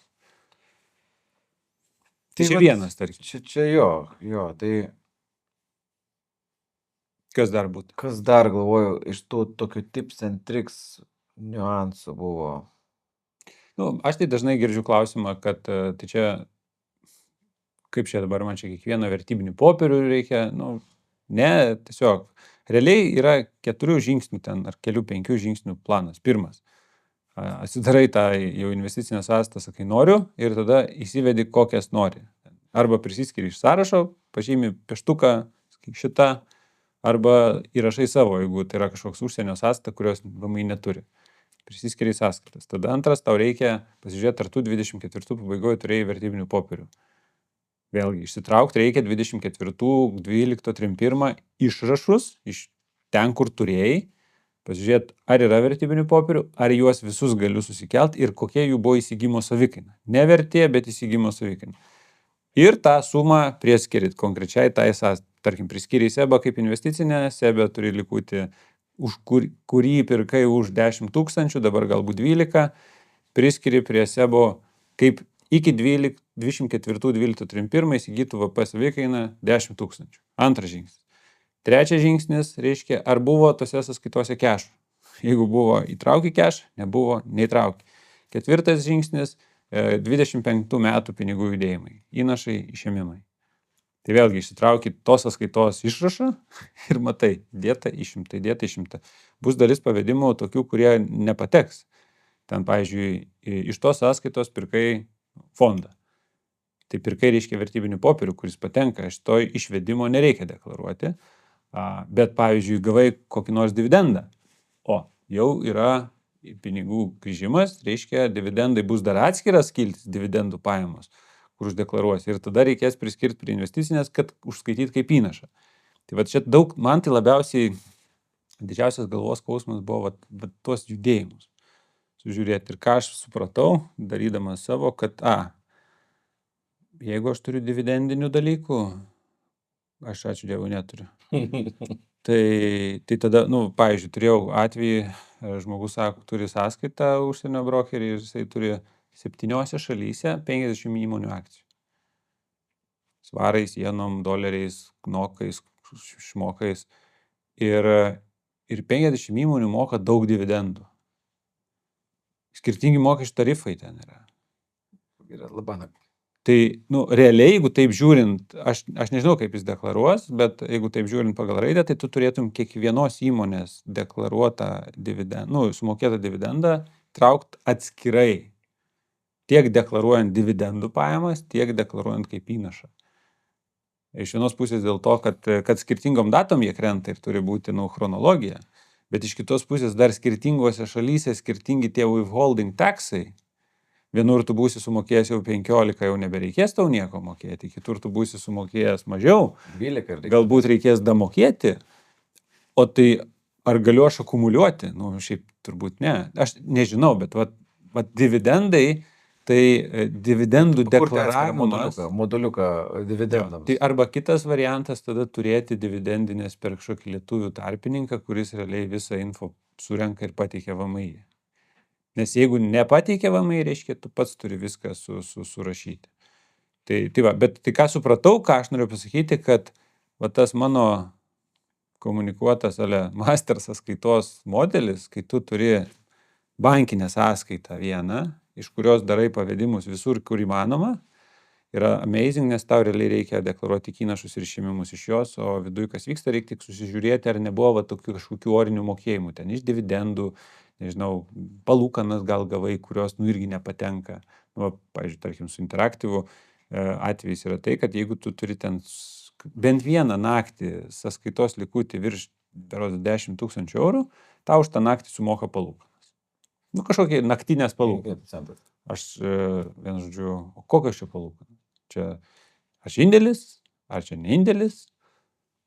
Pagal tą VMI sąrašą, tai nėra nei obligacijų palūkanos, bet iš tikrųjų tai nėra ir indėlis, nes indėlio sutarties nėra, žinai. Tai kažkoks overnightas, tai aš ten su VMI konsultavausi, tai man sako, deklaruok kaip indėlį.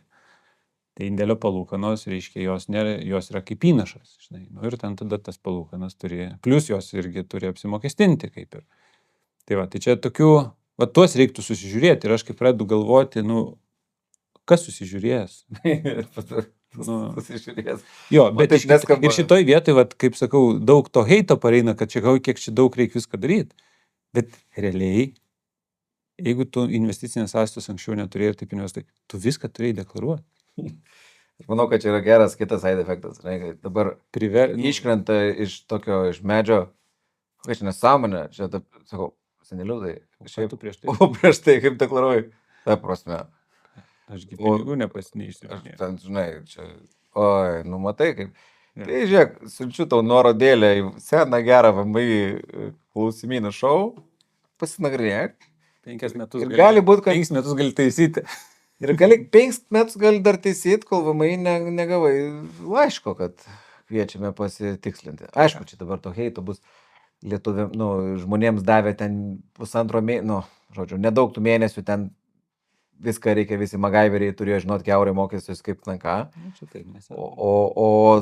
O galės žiūrėti, kaip po 5 metų išsiaiškino visą dieną.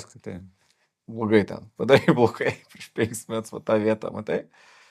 Bet aš kažkaip galvoju, kad dar ten ir taisys tą sistemą ir gal aš nežinau, kiek tų investicinių sąskaitų sudeklaruos. Netrodo, kad ten mušim rekordus, kad čia visa Lietuva jau prisidarinės. Mes filmavom, sakė, berods 5000. 5000 buvo. O jau mes filmavom prieš gerą mėnesį. Tai vat, įdomu, kiek jų bus, nes čia yra tam tikras vėlgi, kaip sakyti, aš manau, kad investicinės sąskaitos tą režimą reiktų dar gerokai populiarinti ir tobulinti, nežinau, dar su juo padirbėti stipriau. Jį iš principo, kad žmonės atrastų, suprastų ir kaip jis veikia ir gal ten dar, nežinau, kažkokių naujų dalykų prijungti prie jo, kad mokestinių gal dar kažką pagerinti šeito. Čia yragi projektas, kur tu man jo, tai tos, jo, yra projektas, matysim, kad jis toks, kol kas dar ten šakė man vandens turbūt jisai yra, bet būtų labai įdomi idėja, kad kažkaip sulygintų iš vis tą investicinę sąskaitą, tarkim, su 3 pakopa, su tuo, ten mintis galbūt buvo ta, kad tu galėsi sulaukęs metų 60, to pensinio apibrėžimo ir išsitraukinėti kažkiek iš vis be GPM-o, tam tikrą dalį, kas pragyvenimui, nesiektų tam tikrų ten indeksuotų. Tai aš sakyčiau, čia bus dabar geras pasitikrinimas, ar žmonės suprato, kas tas yra, nesuprato, jeigu nesuprato, tai gal dar per silpnai yra, gal dar reiktų pagerinti, o gal šiaip žinių vis laik reiktų iš tikrųjų. Bet dar ką aš norėčiau pasakyti apie tą temą, šiaip kas sunervino realiai. Tai, bet čia jau ne VMI bairiai, tikrai. Čia yra bankų bairiai. Mhm. Pavyzdžiui, žmogus nori investuoti kažkokį fondą. Tarkim, turi bankę švediškam, ne? švediškam bankė, kurio pavadinimo neminėsim. Turi švediškam bankė jisai sąskaitą ir ją ten prisiskiria tam bankė kaip investicinę. Tai nevertybinių popierių dar, taip suprantu, padarė tiesiog banko sąskaitą, gali kažkur pridėti parametrą, kad jinai yra investicinė. Žiauri cool, rūpinamasi žmogum. Pagarba, dėkui jums labai. Bet žmogus sugalvojo investuoti. Aš kaip suprantu, čia patikslinsiu, šiaip VMI, reiškia, kad suprasti žmonėm, komerciniai bankai teikia, finansų įstaigos teikia apie atidarytas, uždarytas sąskaitas info VMI. Ir prie sąskaitos atidarytos turi būti įvairūs parametrai. Ten indėlio sąskaita, einamoji sąskaita, ten bla bla bla. Ir VMI sukūrė berods, čia bijau nusišnekėti, bet investicinės sąskaitos tipą. Ir tada prie to tipo, reiškia, yra nurodyta, man atrodo, kad bankas turi užtikrinti, kad tie pinigai būtų naudojami tik investicijų. Ale kaip ir apriboti jų naudojimą. Tai va, tai jo. Ir, žinai, užtikrint, neužtikrint, kaip užtikrint, žiauri fainai. Tai va, iš profesinės mūsų praktikos matom. Žmogus nori investuoti į fondą. Susipildė paraišką, viską jau nori mokėti. Pasirenka banką. Banką prisijungia. Žiūri, nėra tos mano sąskaitos investicinės, iš kurios aš noriu tos fondus pirkti. Nėra vis. Nueina į banką, prisijungia. Jinai yra, pinigai yra. Prisijungia kitose sistemose. Nėra, nemato. Nes bankas uždėjęs apribojimą. Kaip e-commerce čia skaito, kad tu maždaug pirksi čia bananus dabar. Kaip ir saugo, bet kaip ir, sakai, gal ne jūsų reikalas šitoje vietoje. Tai tada reikia turėti bankę investicinę sąskaitą, kurios nepažymėti kaip investicinę sąskaitą. Jeigu pažymėsit, tam tikrų mokėjimų negalėsi. Bet jeigu iš tos, kurie pažymėjo investicinę sąskaitą, norėtum rankytėm išvesti už bananus, nuo problemų. Kaip ir saugau, bet kaip ir ne iki galo. Toks, sakyčiau, neskaniai čia, toks, nežinau, dar yra kur pastobulėti čia, kalbant apie VMI, tai čia, sakau, visą laiką galim paheitinti, bet bankai, kurie turi tikrai jau, sakytum, geresnį suvokimą, apie tą visą IT sistemas, sakyčiau, dar irgi ten, nėra to intereso padėk žmogui. Yra padėk, žodžiu, kaip reikia, taip ir padarom, o kad nebūtum daug čia visiems apsikrovimo. Žodžiu, visi turim kur tobulėti.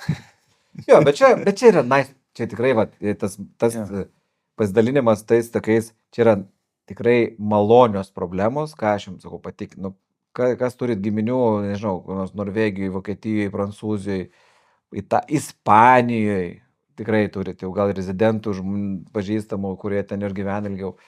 Sekmutės, sekmužėlės, dokumentukas, kuris suteikia teisę nunešti dokumentuką į kitą įstaigą, kuri išduos dar vieną dokumentuką.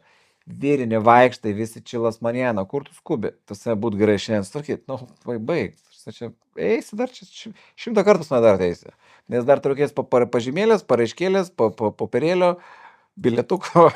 Pajokausiu, draugė, lietuviai, jinai išvarius Italiją gyvena, ten tam Modenos ar kur ten, kur Ferraris ten gamina. Ir yra su Italu gyvena ten ir sako, pavyzdžiui, to bičo tėvukas, jisai, ten kažkelintą šeštadienį važiuoja į banką, toks maždaug su savo bankininku kavos išgeria, pašneka, ten kažką pasirašo, žinai, va. Ir sako, yra, ir tas, jaunesnis jau ir nenaudoja telefoną, sako, yra. Ne, taip. Tai aš ir, kaip sakai, ir į turgų kartais eini bananų nusipirkti, o ten pašnekėti su... Į banką, gal kažkokią paraiškėlę duos užpildyti. Patvirtink, kad dar tavo adresas nepasikeitė. Puikiai proga, atvarau, Giuseppe. 10 tinka, tai aišku, varai kavytės išgersim. O deklaravimą padarysim, baigti jokas, o kai deklaravimas siūs karveliai, siuntinėk, printing, parašyk tik ranka pasirašymas, kad tur galioja. Tai yra amazing.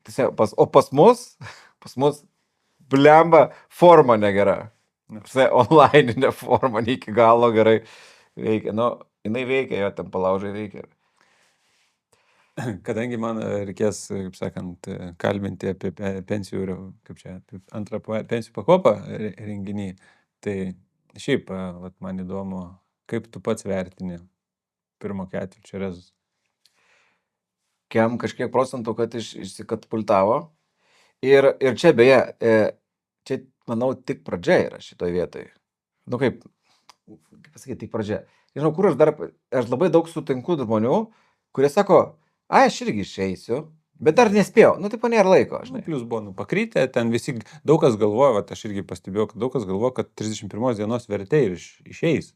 O 31 dieną tengi buvo, vos nedugnas rinkimas, žinai. Bet išėjo vėliau, ne? Bet išėjo ten 7, priklausom nuo įmonės, bet šiaip didžioji dalis balandžio berods 7 dienos buvo atšokę, dabar dar geriau atšoko ir tikrai tie, kas liko šiai dienai, yra labiau pliusė negu, jeigu nesuinvestavo vos ne tą pačią dieną, kai gavo pinigus. Aš vertinu, žinai, čia mes jau kalbėjom, kad čia yra tas, žiūrint visai bendrai Lietuvai, tai yra tikrai, manau, tragedija šitoj vietoj. Tik prasidėjo tas, čia kaip kokiam sportė, nežinau, tu pradedi lankyti tą sportą ir, turbūt be 20 treniruočių nieko nebus dar. Ir tu jau esi kažkokią tą, nežinau, 12 kartą eini, jau formuojasi kažkoks įgūdis, kažkoks jau toj, jau ir keltis tą ryte, jau gali kentėti, jau kūnas jau ruošias, jau ir meti gaidės. Neveikia, aš čia kiek einu, žodžiu, nieks čia geriau nėra, nesąmonė čia.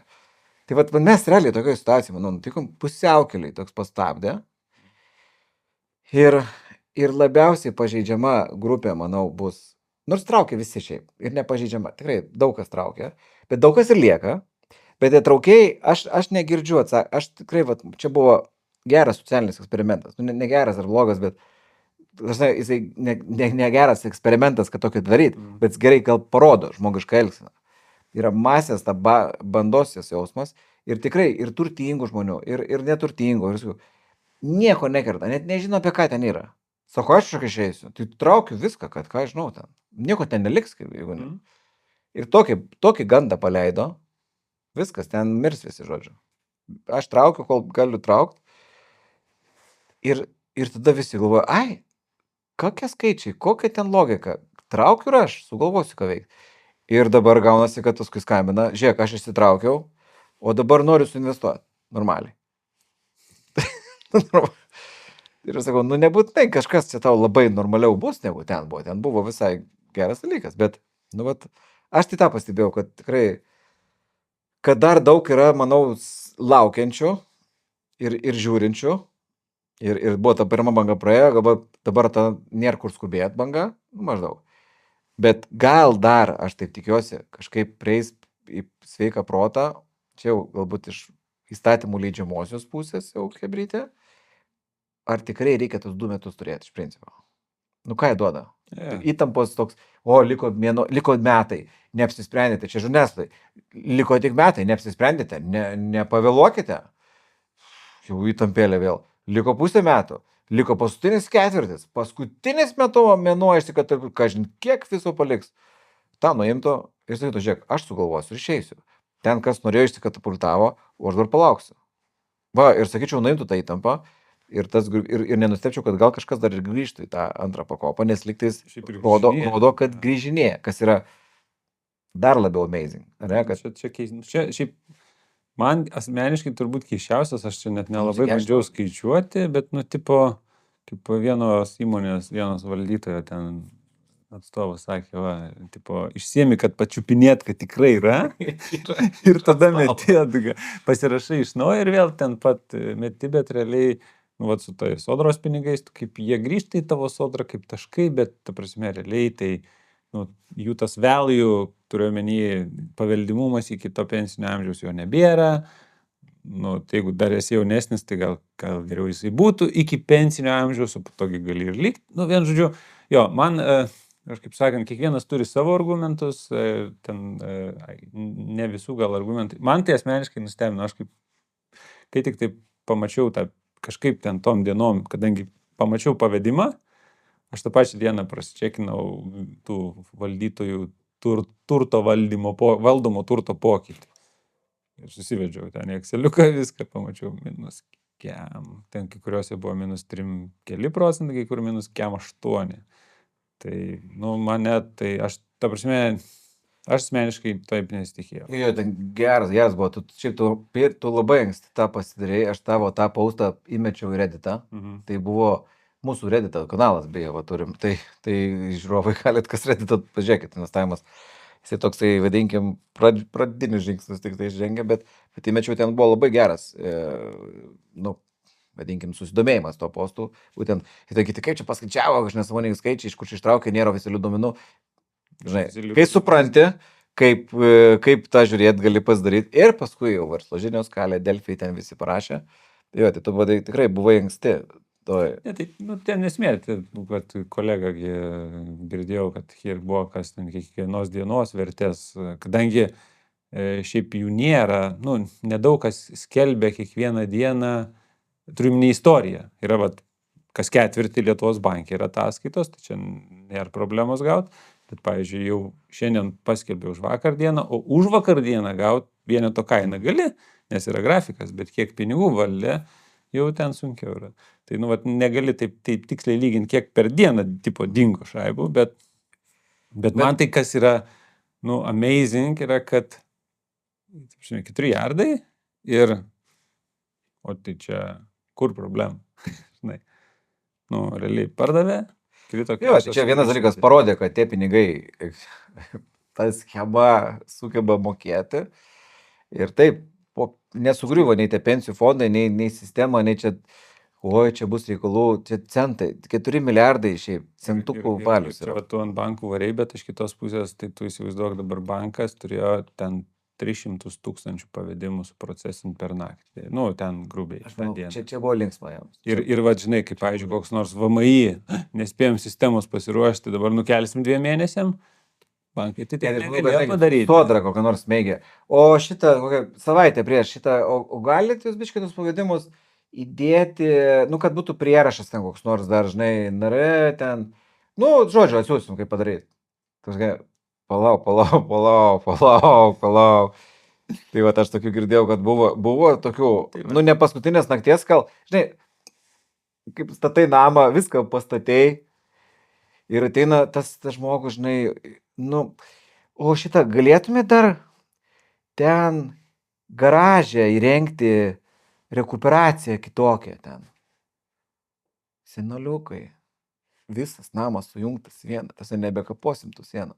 Būt gerai, pažiūrėkit, ką galite padaryti. Ir tokį. Tai banka, manau, buvo, kad pažiūrėkit, ką galite padaryti paskutiniam. Čia fun fact, bet ne iš to pasaulio, ne iš investicijų, bet togi buvo, kaip ten kilo pardavimai, ten žodžiu. Tai kolega pirko kompą.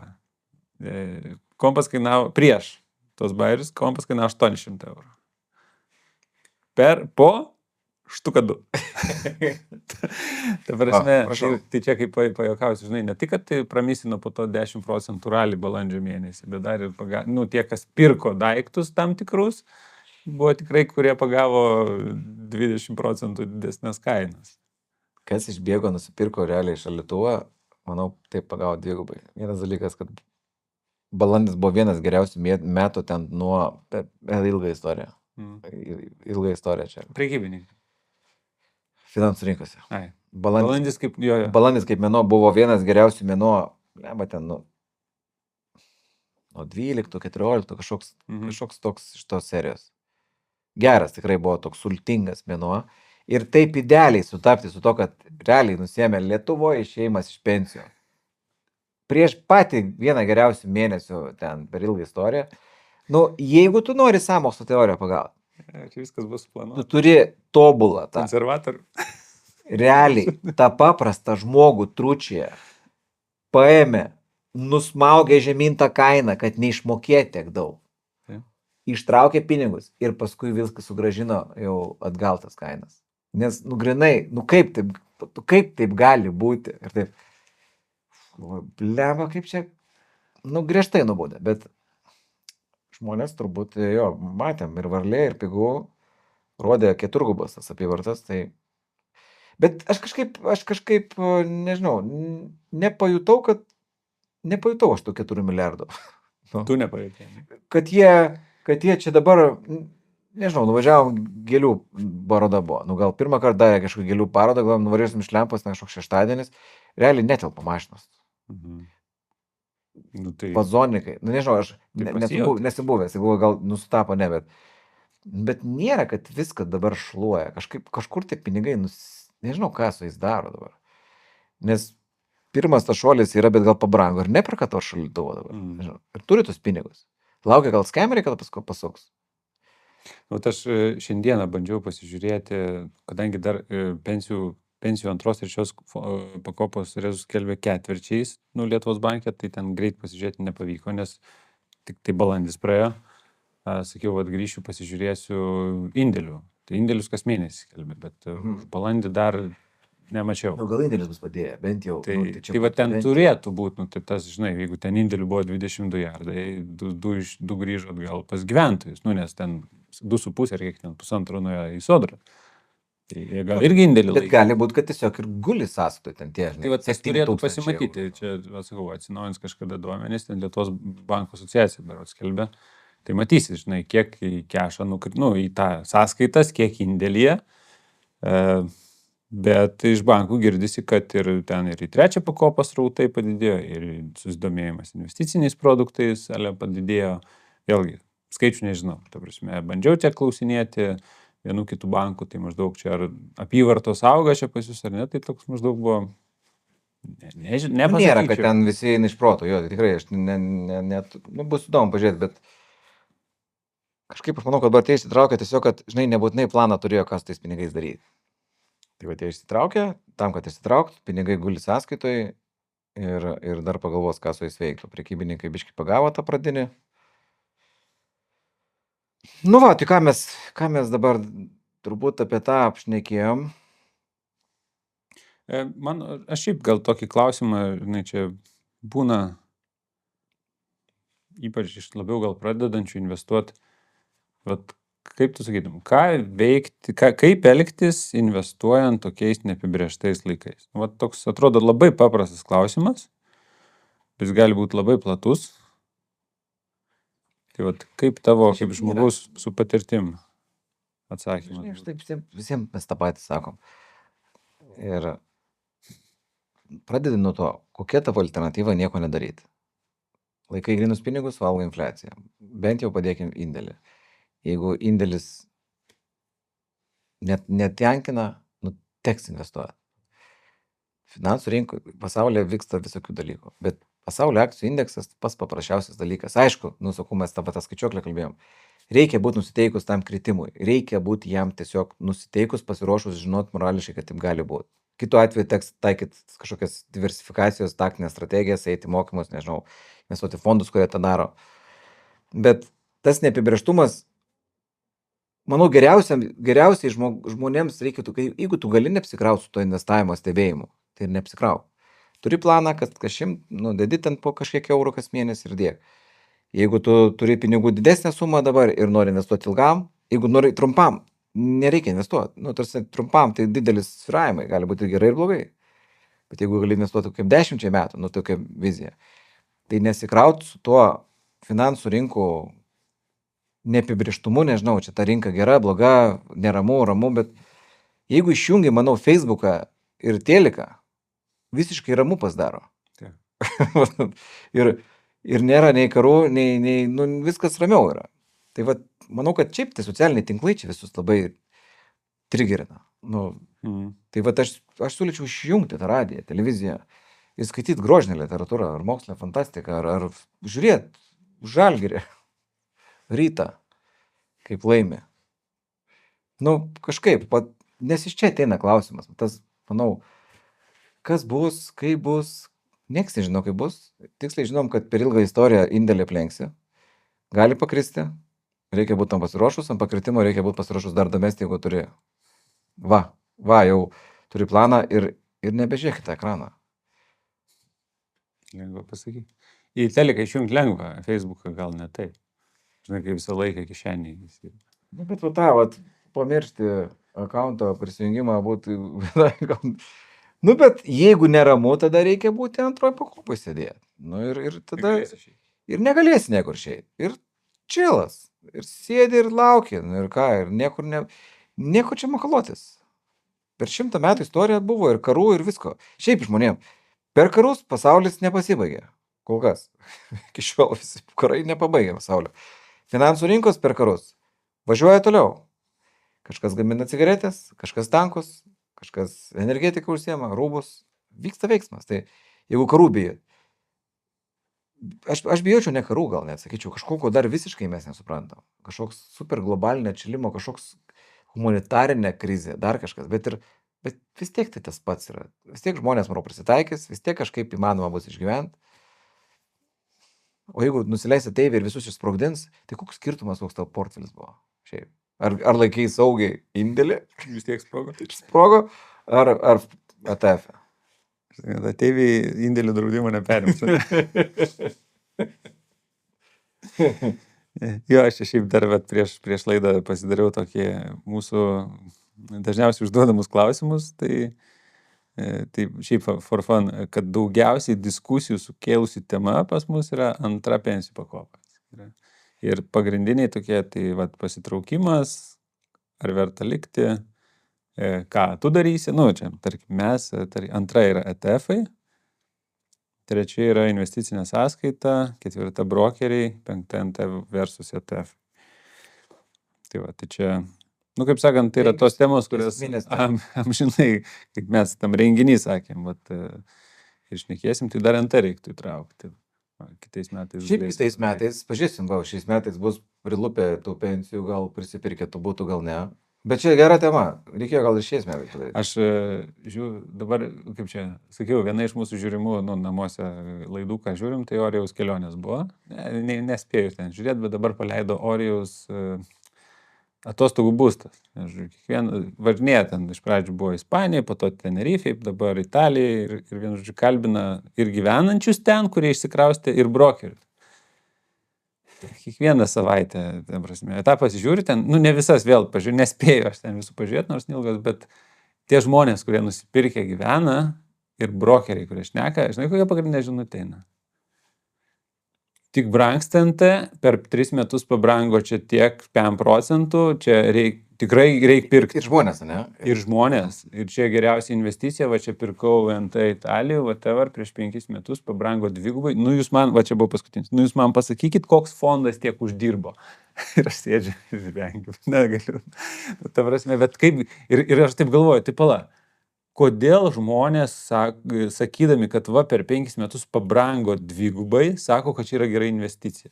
Nes jie patys nusipirko ir jiem pabrango. Bet jeigu tiek daug pabrango, tai gal jau nebe gera investicija. Čia man, žinai, taip va. Bet praškai visi, kaip susitarė, taip pasako, kad jeigu pabrango, tai čia yra... Brokeriam čia yra, kad pardavimą jie pušina. Tai dainelė, tai... O žmonės nematė to, bet čia gera tema, manau, kad čia tikrai ir su skaičiuoklė padirbėsim, ir su to podcastu reiks atrasim žmogų, gal pat parekomenduosit, kas galėtų giliai iš abiejų pusių pažiūrėti gal į tą klausimą ir... Bet to 5, ne? Pensijos, sąskaita, ETF-ai, brokeris, NT, ledas. Tai, ko reikia. Tai čia ir kartojas tas klausimas pastoviai. Tai mes savo renginiuose maždaug taip ir varysim, manau. Esmė. Žmonėm reikia esmės ir tą esmę reikia gal ir kartuot pastoviai, kad nuimta įtampa, o ne prisisvaigti ten daugiau, vila Italijai, pliusai, minusai. Kokia vila Italijai? Tu pradžiai susiformuok tą paprastą portfeliuką iš ETF-ų. Turėk likvidžiai, kažkokį planą, dabar jau ten svaigsta. Tai va, ką pas mus žmonės dar klausia komentaruose, tai turbūt ten buvo muštynės labiau, ne komentarai, ne, ten, tiesiog daug nuomonių buvo.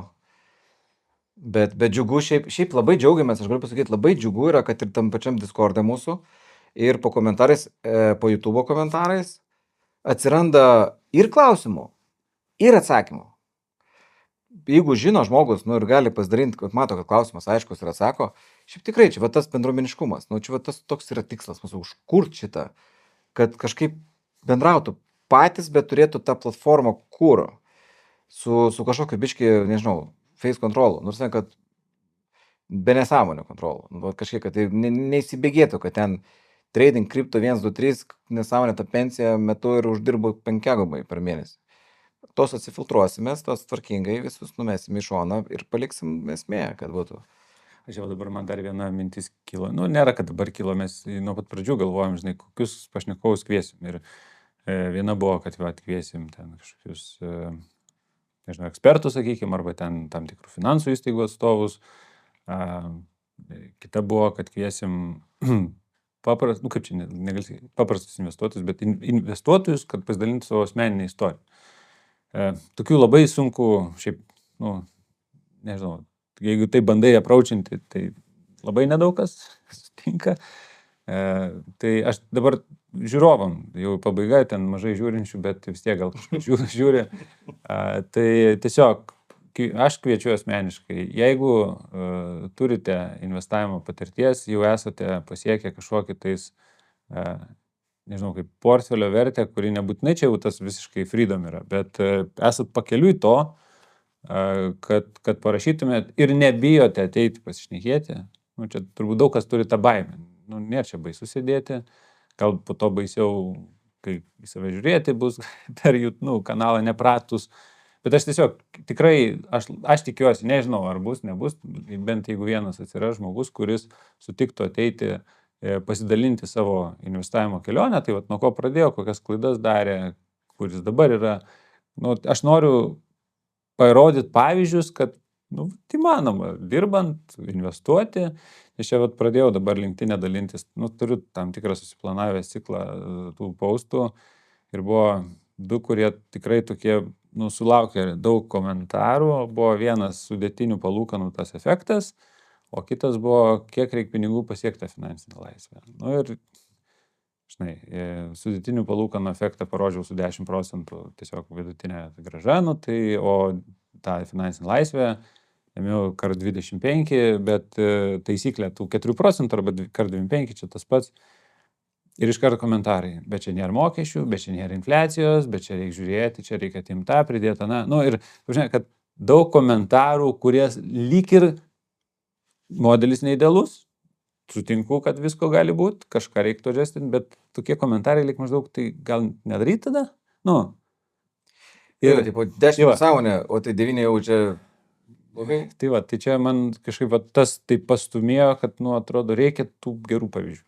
Prasme, pensija nukilino realiai tuos, kurie per prievartą, sakykime, kaupė, ir dabar išsikešins ir realiai pusę išsileis, ar nežinau, gal trečdalis, ketvirtadalis, kaip ten sako, trečdalis grąžins paskolas, trečdalis išsileis, trečdalis toliau investuos. Tai noriu tiesiog daugiau tų gerų pavyzdžių, kad bet kuris žmogus, nesvarbu, kiek jis tų pajamų gauna, ar 1000 eurų, 3000, 5000, realiai ta finansinė laisvė yra kiek, kad mes užsidengiam savo pajamas. Jeigu mes iš 1000 išgyvenam, tai mums reikia 12 000 per metus. Jeigu mes iš 100 per metus išgyvenam, mums reikia 100 000. Tai skiriasi portfelis, bet kad čia yra tiesiog tasai skaičių žaidimas ir tu kuo daugiau atsidėsi nuo pajamų, tuo tu greičiau pasieksi, kuo mažiau atsidėsi, ilgiau pasieksi. Bet kad tas yra įmanoma.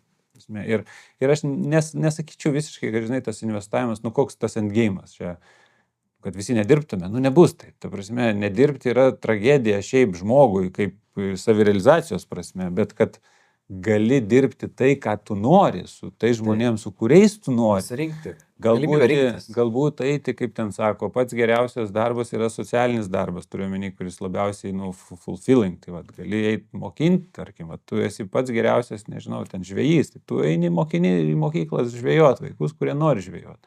Gal tau patinka tenais, indus molinius žies, varai darai tą. Tai, ta prasme, čia turbūt, aš tai taip žiūriu, tai kad tas kapitalas, jisai tau nuima visiškai tą finansinį stresą, kuris yra, kaip ten juokauja, didesnis stresas negu baimė mirti. Kad pritrūksi pinigų.